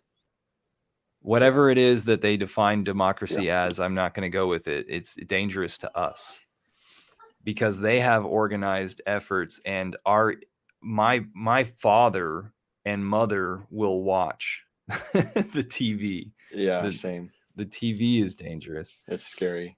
Hey, Morton Heights. Finbear, you need to do something about that. Morton's in the chat.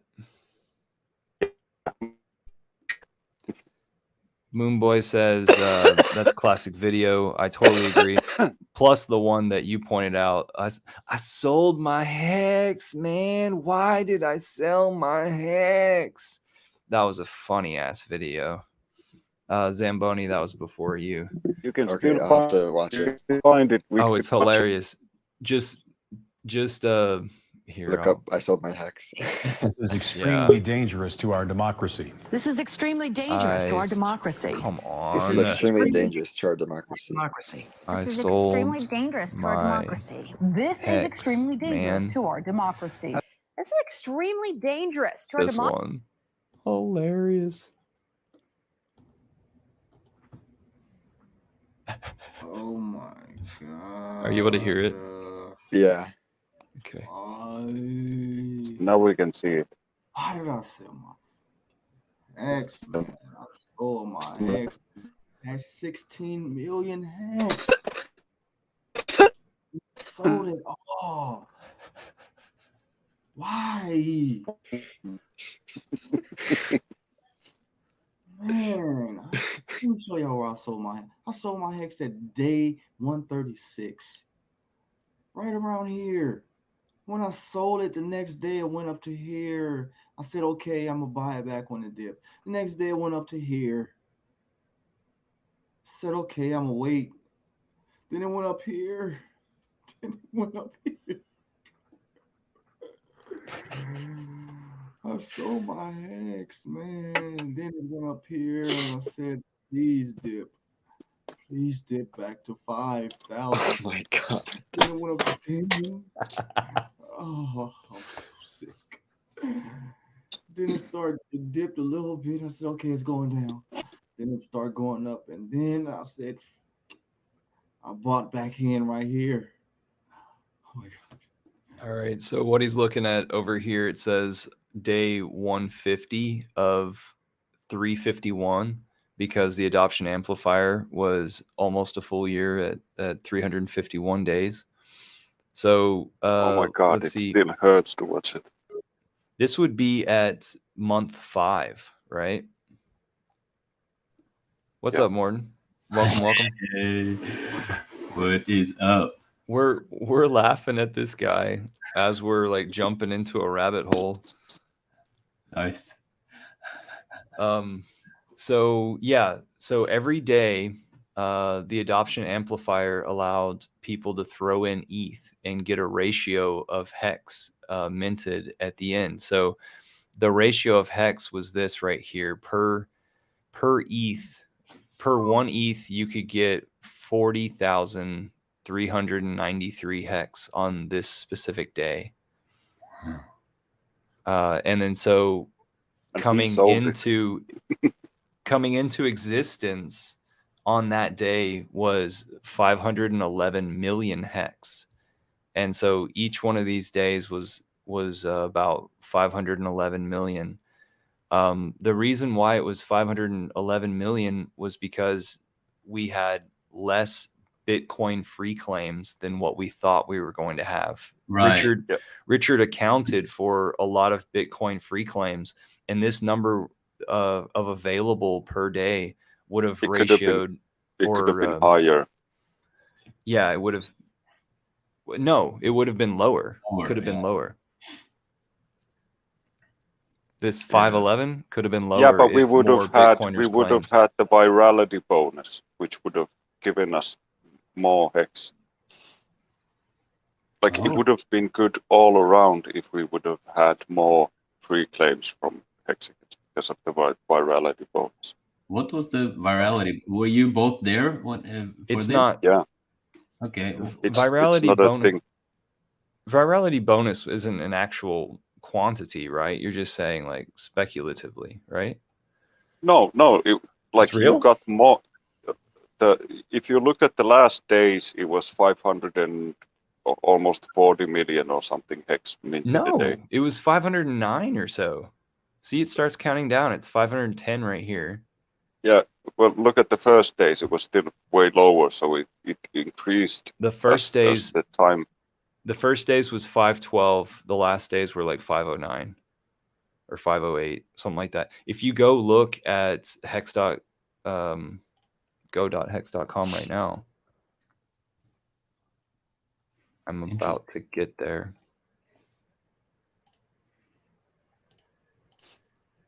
But anyways, it's not like the biggest deal here. Like how the information has been pulled. I think it was under the transform tab, wasn't it? Yeah. Yeah. But they took it out because people were probably still trying to free claim. I saw guys trying to free claim. Like they ran that function, like, and Hex was already over 2 years old. Somebody still paid to try to free claim their Hex. Oh, okay. Damn, that would have been. I wish I was there. Yeah. So but the guy sold. He felt like that's a losing game. He cut out. That's why the staking thing is so crucial. That's why you have to, like in Hex, it's so good. You only have to be smart once, and you can start fucking up afterwards. But if you lock up your money, there's no taking it out. That guy would have protected his 16 million Hex if he just staked it like it's supposed to be staked. True. Yeah.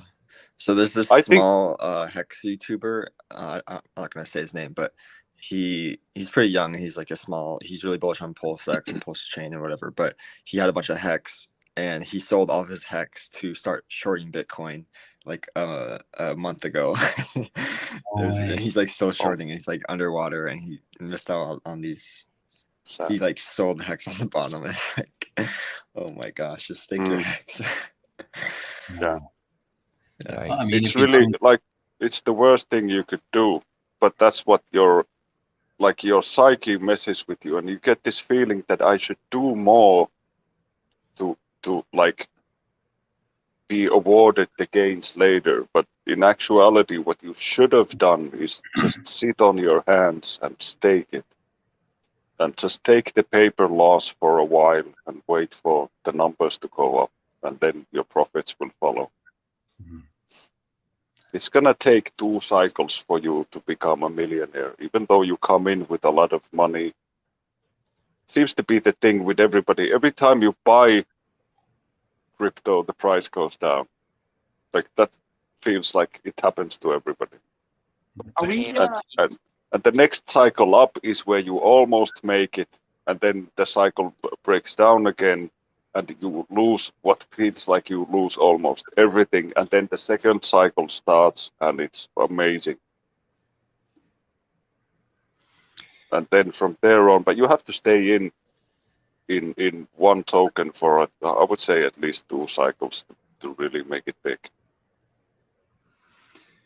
All right, so this is an example of me going into a Bitcoin space in Twitter Spaces. They have it named right now as Bitcoin Happy Hour, but earlier in the day, whenever I joined the space, it wasn't called that. It was called like market checking or something like that. Like, you know, what's the status of the market. Notice there's Parkway Production is that brass fist in the logo down there. He's a Hexican or a Pulsican. So he followed me into the space. I grabbed the mic, and they didn't allow me to get too far because I wanted to explain to him. This is related to our conversation. I wanted to explain to him that people get antsy and they want to grow their crypto, and so they either lend it out to a third party in order for that person to grow it, or which they often run off with your money, or you go to an exchange and you battle it out with somebody else trying to steal their money. And we've heard that story from Richard, right? So here I am trying to make that argument, and I accidentally say maxi, like a Bitcoin maxi, and I think they just immediately shut me down once I said that. So don't say that word around Bitcoin. What did you mean to say? Once there was a Bitcoin maximalist, maybe, because maxi is negative. But you just can't say the word. Like, you know how the world is nowadays. If you say a word by mistake and it's the wrong word, they just get outraged and cancel you.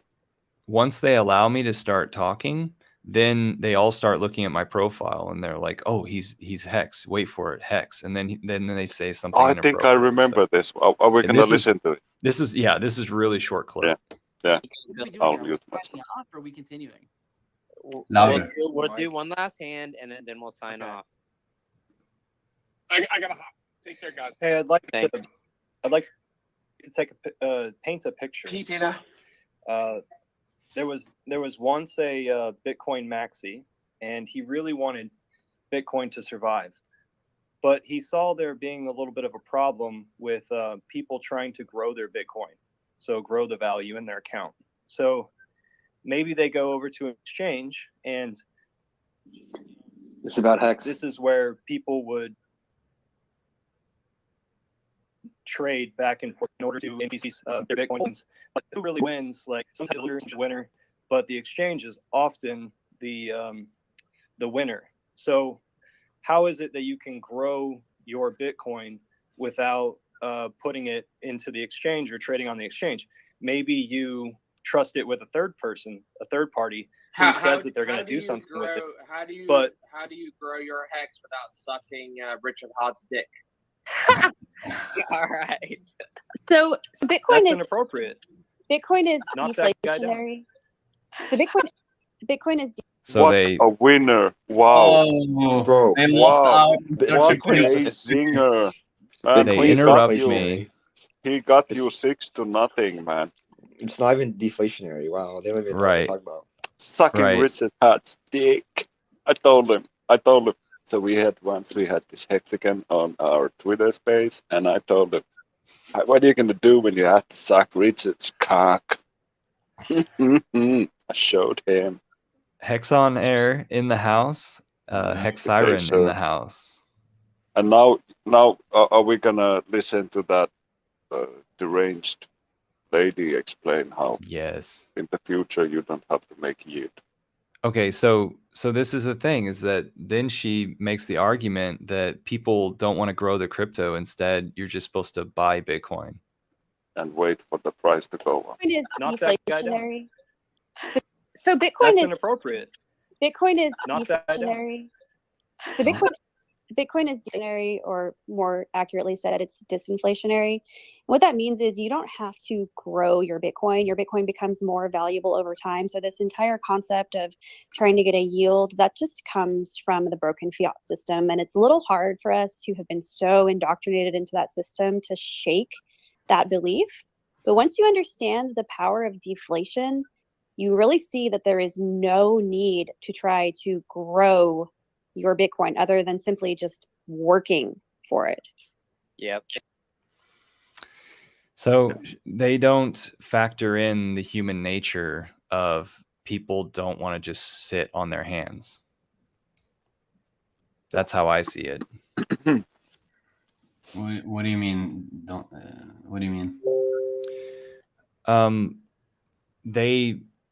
they believe that that people are just going to only dibble dabble with Bitcoin and continue to accumulate Bitcoin instead of them. It's human nature. Like you now have value and asset. You can leverage that. And so to get more of the asset. Yeah. Yeah, but she was like, no, you don't have to do that at all. You just wait for the price to go up and you sell a little bit of what you have, but you don't have to get more because the price always goes up. That's like their plan. That's so ridiculous. Oh my God. I just feel like they lost out on a huge opportunity. Like, I feel like, there's a reason we have 2 ears and 1 mouth. It's always, always, always useful to listen to other perspectives and other people who disagree. It's just valuable. You're getting smarter, and the ego or the person always wants to kind of be right, and which is the opposite of what you should do. You should be wrong all the time, because then you're learning. That's how you build success, is in the relationship with failure, or in being wrong, being curious to, So I sent that girl the rest of what it was that I was going to say.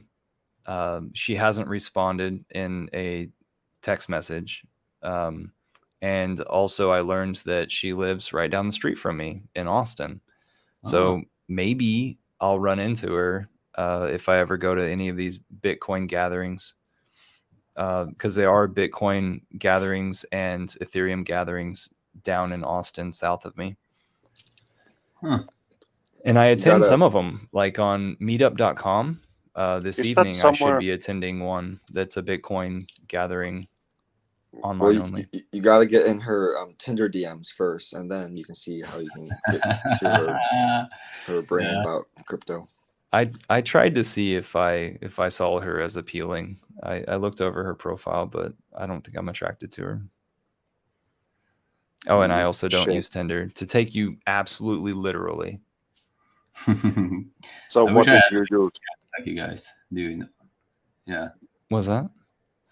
No, I just said I wish I had meetups, like you guys are able to go to like meetups and stuff. I don't have that here. Maybe in Oslo, but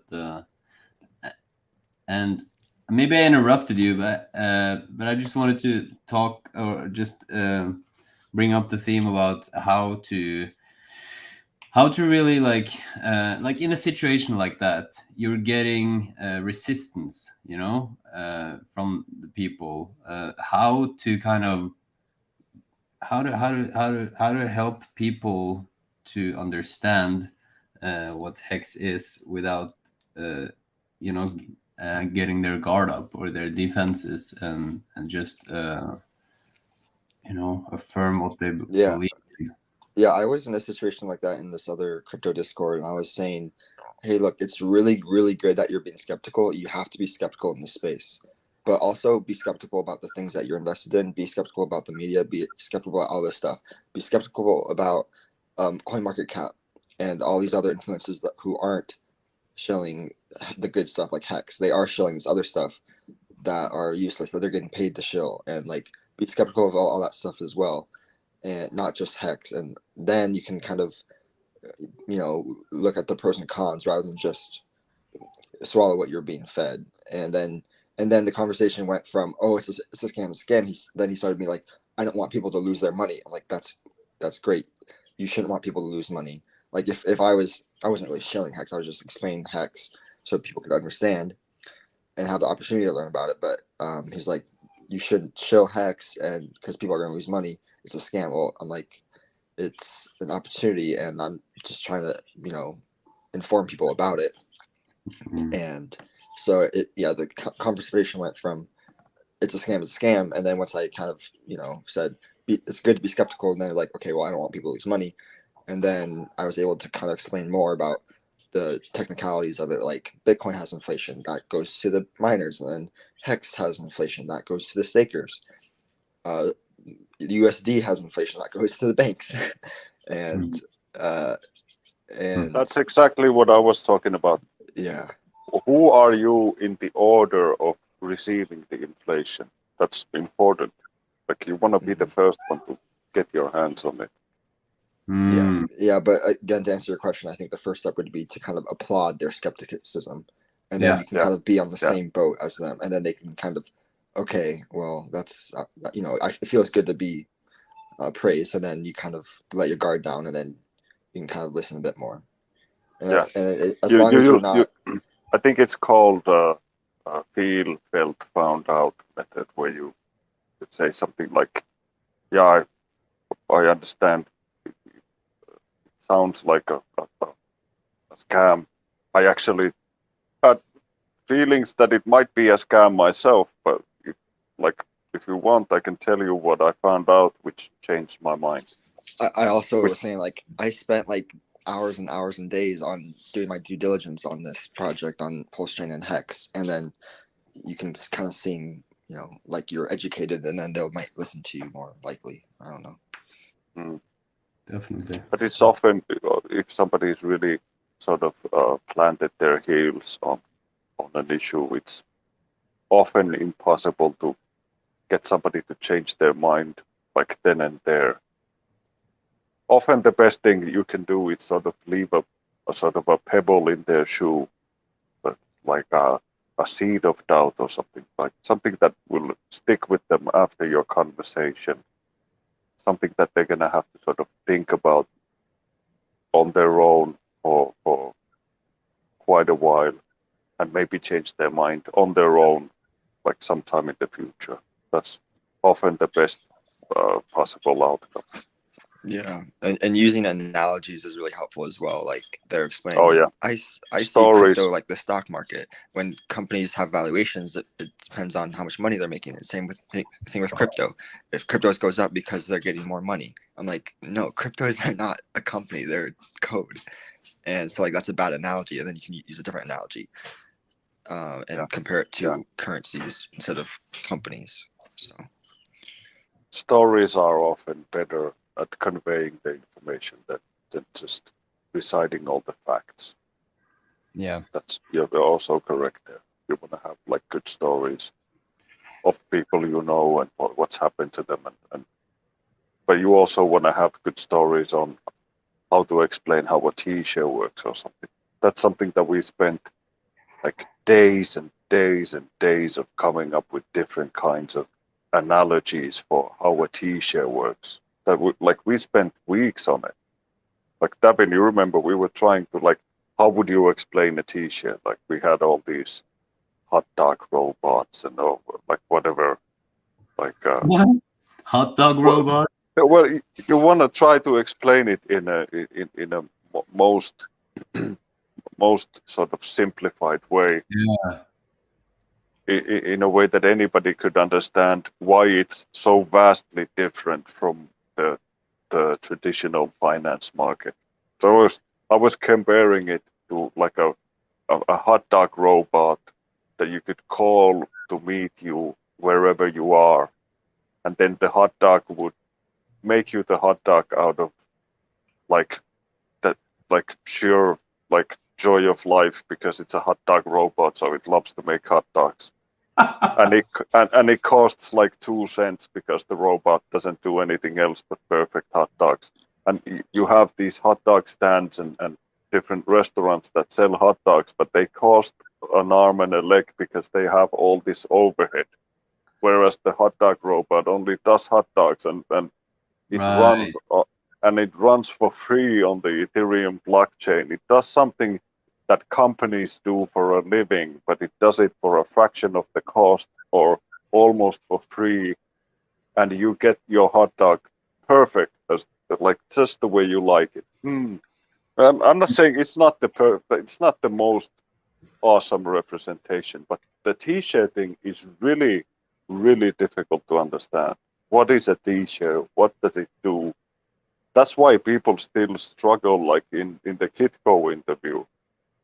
The guy was really struggling with how it is possible that Hex can pay a yield, because it doesn't seem like we're doing anything. He was repeating. And Richard didn't bring forward the idea of the T-shares enough.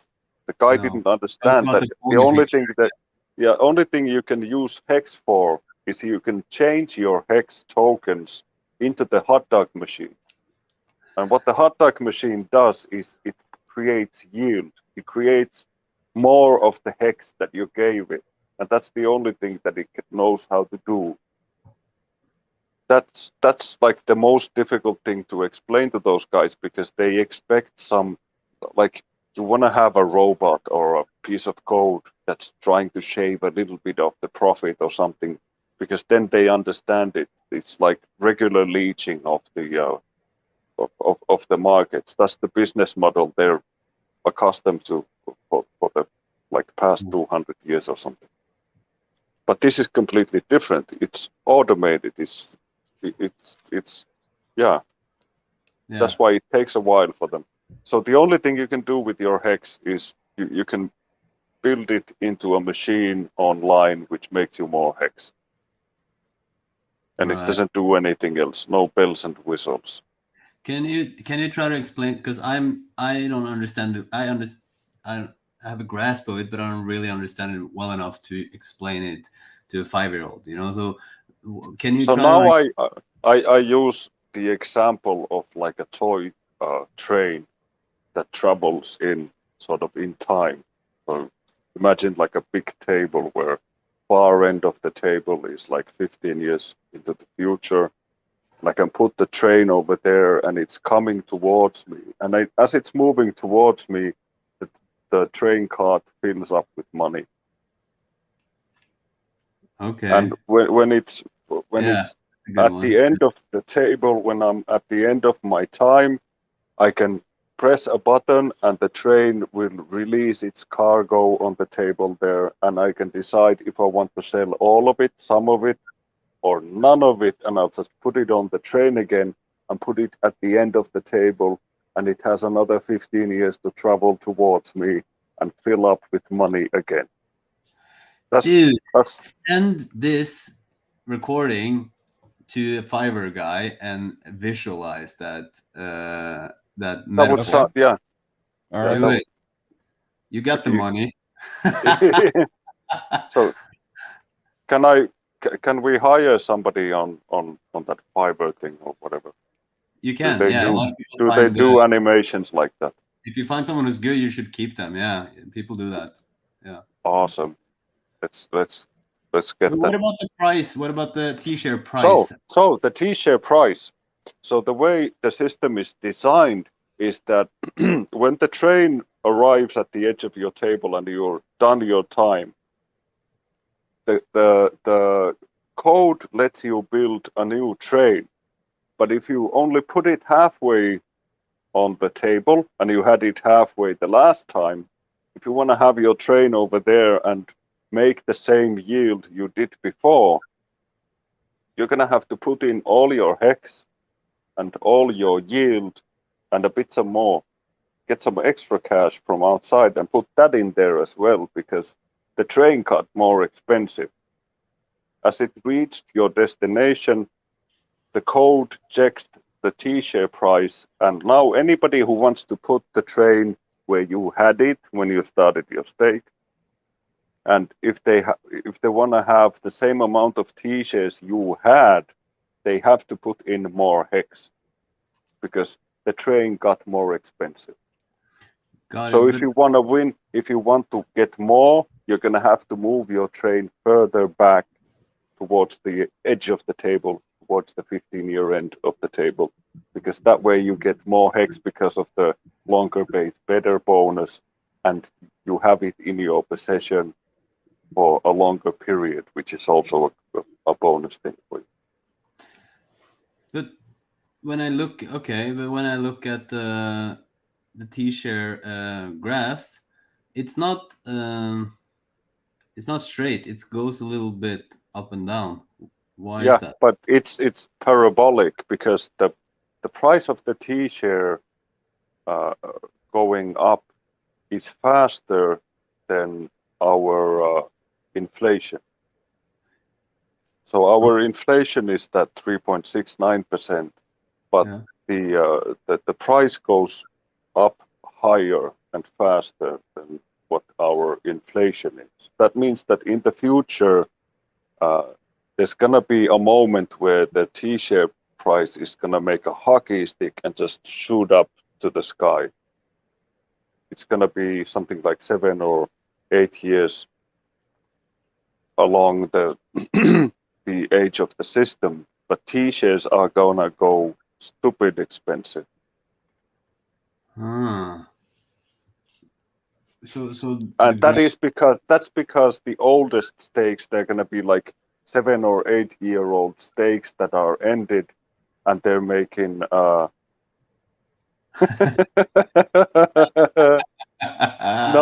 what you say, Hexonair, is I'm still confused, but at a much deeper level.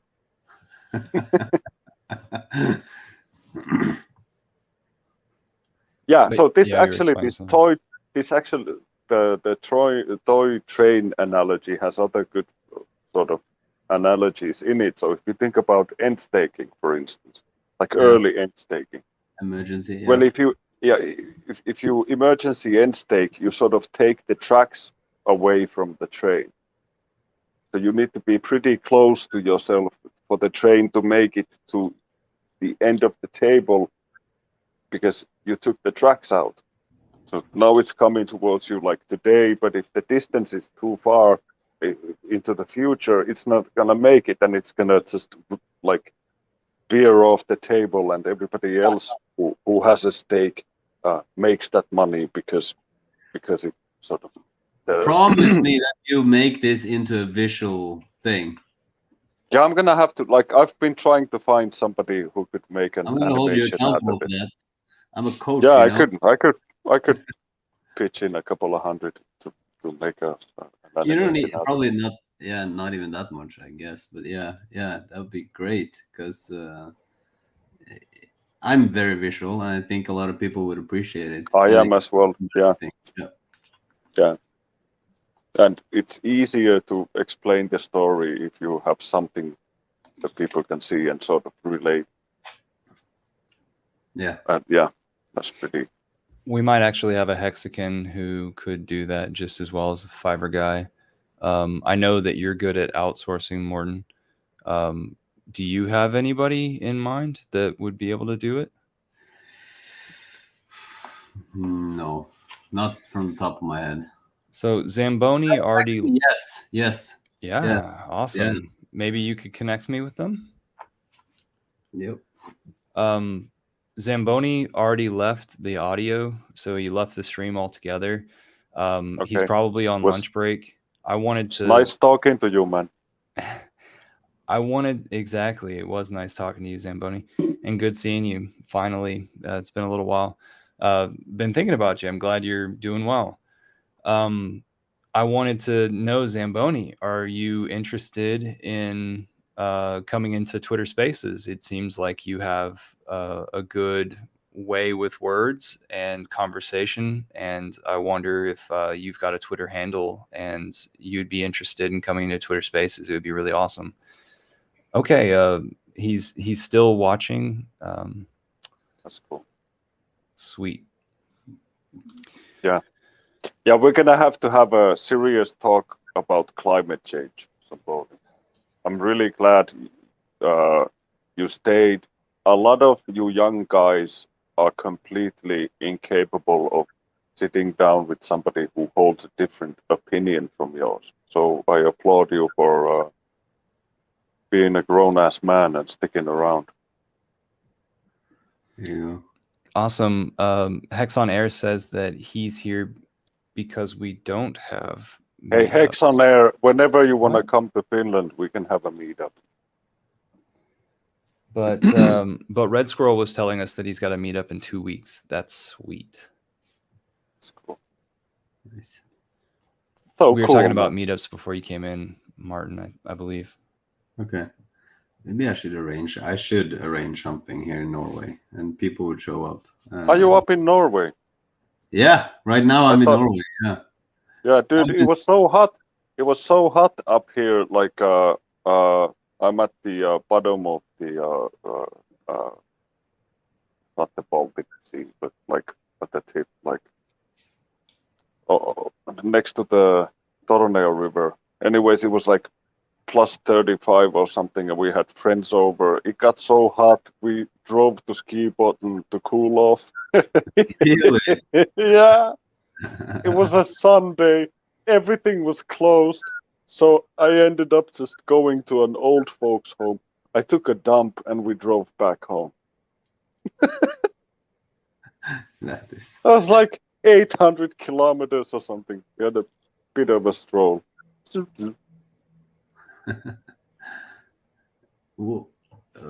Moon Boys Russ, what is he talking about? No, he probably wants you to come over to Finland. Ah, because he's in Finland too. Yeah. I would love to. Yeah, I was in Finland in 2000. I did a speech at a conference called Unlimited in 2017, I think. Yeah. I think I saw something on like ads or stuff online about it. Yeah, I would love to come to Finland. Yeah, come over. Do some ice bathing. Do you guys swim in the? Dude, there's no ice bath shit over here. It's like it's too hot. Right now, yeah. Yeah. Right now, There's we got several spots over like pretty close to my house where you can go swimming in the sea. Nice. All year around, like during the winter. I got plenty of neighbors who just like they ride the bike to the beach and go for a quick swim and ride the bike back home in the morning, and they do it all year around. There you go. Cool. Like minus 20, imagine riding a bike after you swam, riding a bike home. Oh, Jesus. That's a bit nippy. Yeah, it's tough one.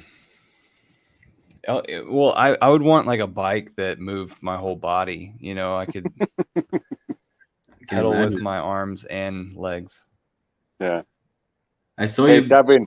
You're welcome to come over as well whenever if you come over. I know it's an open invitation. Thank you.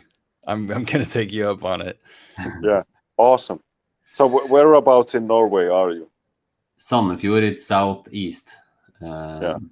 So Oslo area, I guess. Yeah, I think my cousin lives over there. Okay. I got some family. Like my aunt moved over there in the 70s. She got married, and she's already been dead for 20 years or something. But I do have 2 cousins that live in Norway. Okay, nice. Well, you guys are obviously welcome here as well. What? Glass cutting nipples. Oh yeah. Yeah, when Right. it's really cold, it's really cold, and I think that's what. Okay. Yeah. Okay. He wasn't talking about your nipple. Do you guys do like cold showers or cold like swimming? Like Wim Hof? No, I hate the freeze, so I'm not into that. But I know there's a lot of Mexicans who are really into that, like cold stuff, and I love it. I like try to. breathing stuff is sort of close to base because I used to do Sistema, which is a Russian martial art, and a lot of the sort of the efficacy of the training is reliant on proper breathing and posture. Yeah. So I've taken a lot of things into consideration when it comes to breathing. I've done all sorts of exercises. So I know it's like breathing is a way to control your body in more ways than people can imagine. Yeah. And just like swimming in cold water or taking really cold showers is just mentally amazing. The benefits when you're out of the shower is great. It feels like you drank like 50 cups of coffee, but with no like hyper, or I don't know. The energy is just amazing. And then when you go into the shower, it's like you have to. I don't like it. every day I don't like it. It's like I never like it. I go into the shower and I think fuck, and then I just do it, and it's just training my discipline and my ability to take action, although I don't feel like it, and Yeah. it just doing it in the morning, and it's just, for me, I highly recommend it. That sounds changed awesome. my life in productivity. That sounds freaking awesome. Because like who doesn't need a little bit of help to eat the first frogs of the day? Exactly. Otherwise, it's it's like your just mind is going to the default mode network, and it's just like, oh, it never really starts. It's just like, yeah. and we don't notice how much is going on unconsciously. And if everything's not perfect, or you wake up and you have some pain in your body or something, and you don't notice, you're looking down all Or the time. you start cleaning up and all sorts of procrastination. Yeah, unconsciously. And when you do that thing, it's kind of like, okay, boom, and you really wake up and I have to give it a go. do it. Yeah. Oh, guys, I think we went pretty far. I'm running really low on battery, so in case I drop out, it's not because you're dickheads, it's because I'm a dickhead. Zamboni, you just added yourself to the stream. Did you want to say my something? phone died. Yeah, I was Oh, just saying okay. my phone died, so that's why I had to hop off. But Cool, man. yeah, I'll have to Well, talk hey. with you, Finn Barrett, at some point about. I'm still trying to learn more about climate change. I understand the skepticism against like media, but I mean No, it's not just the media; it's the Right. entire thing. Like every NOAA, all of them, they're all scamming you. The scientists It's- don't get paid if they don't tell the story that their payers want them to tell. Yeah, it's all about funding. Yeah. So you don't hear any like usually there should be a voice of dissent somewhere, but not in climate science. Climate science is like 15,000 scientists agree, and you cannot argue with that. It's like science by like what's that freaking communist huge meeting. Like you can't vote on science. Science should be derived out of like proof. I8 G20. Yeah. So Zamboni, I want to get you into Twitter Spaces because it seems like you have a knack for arguing, like keeping everything cool. We've been going for 2 hours and 26 minutes. Let's call it end. Who wants to sign us off, Morten or Finbear? Morten, please. You do it. I just did it want to last say time. that I should show up earlier to these streams because I'm always late, and I'm like, yeah, let's go, and then it's over. But I was looking forward to it today, and I even had it in my calendar, but my sister showed up, so that was a really. I hadn't seen her for 6 months, so obviously I prioritized that. Maybe I can do a little. I don't know, maybe not a plug, but the documentary makers of the documentary series called The Anarchists on HBO, they called me, and they're using my video in their thing, so you can see me in The Anarchists. And I haven't seen the whole thing myself, but so check that out. Is that on Netflix? Where is that at? It's on HBO, HBO Max. So we were there in 2018 with my ex-girlfriend, and we made a blog about it, and Jeff Berwick wanted to use it, so I got to know him, and he's actually interested in the Zanzibar project, by the way. Sweet. And I'm just too slow to answer him.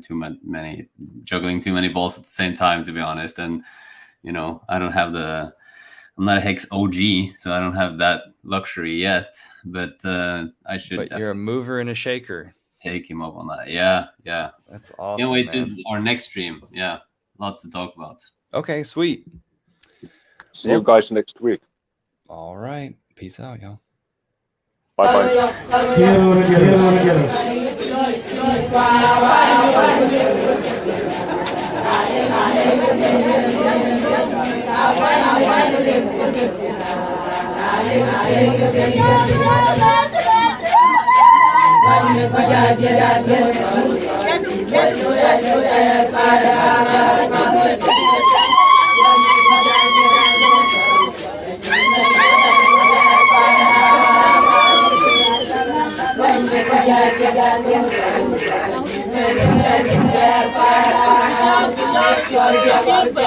Hallelujah.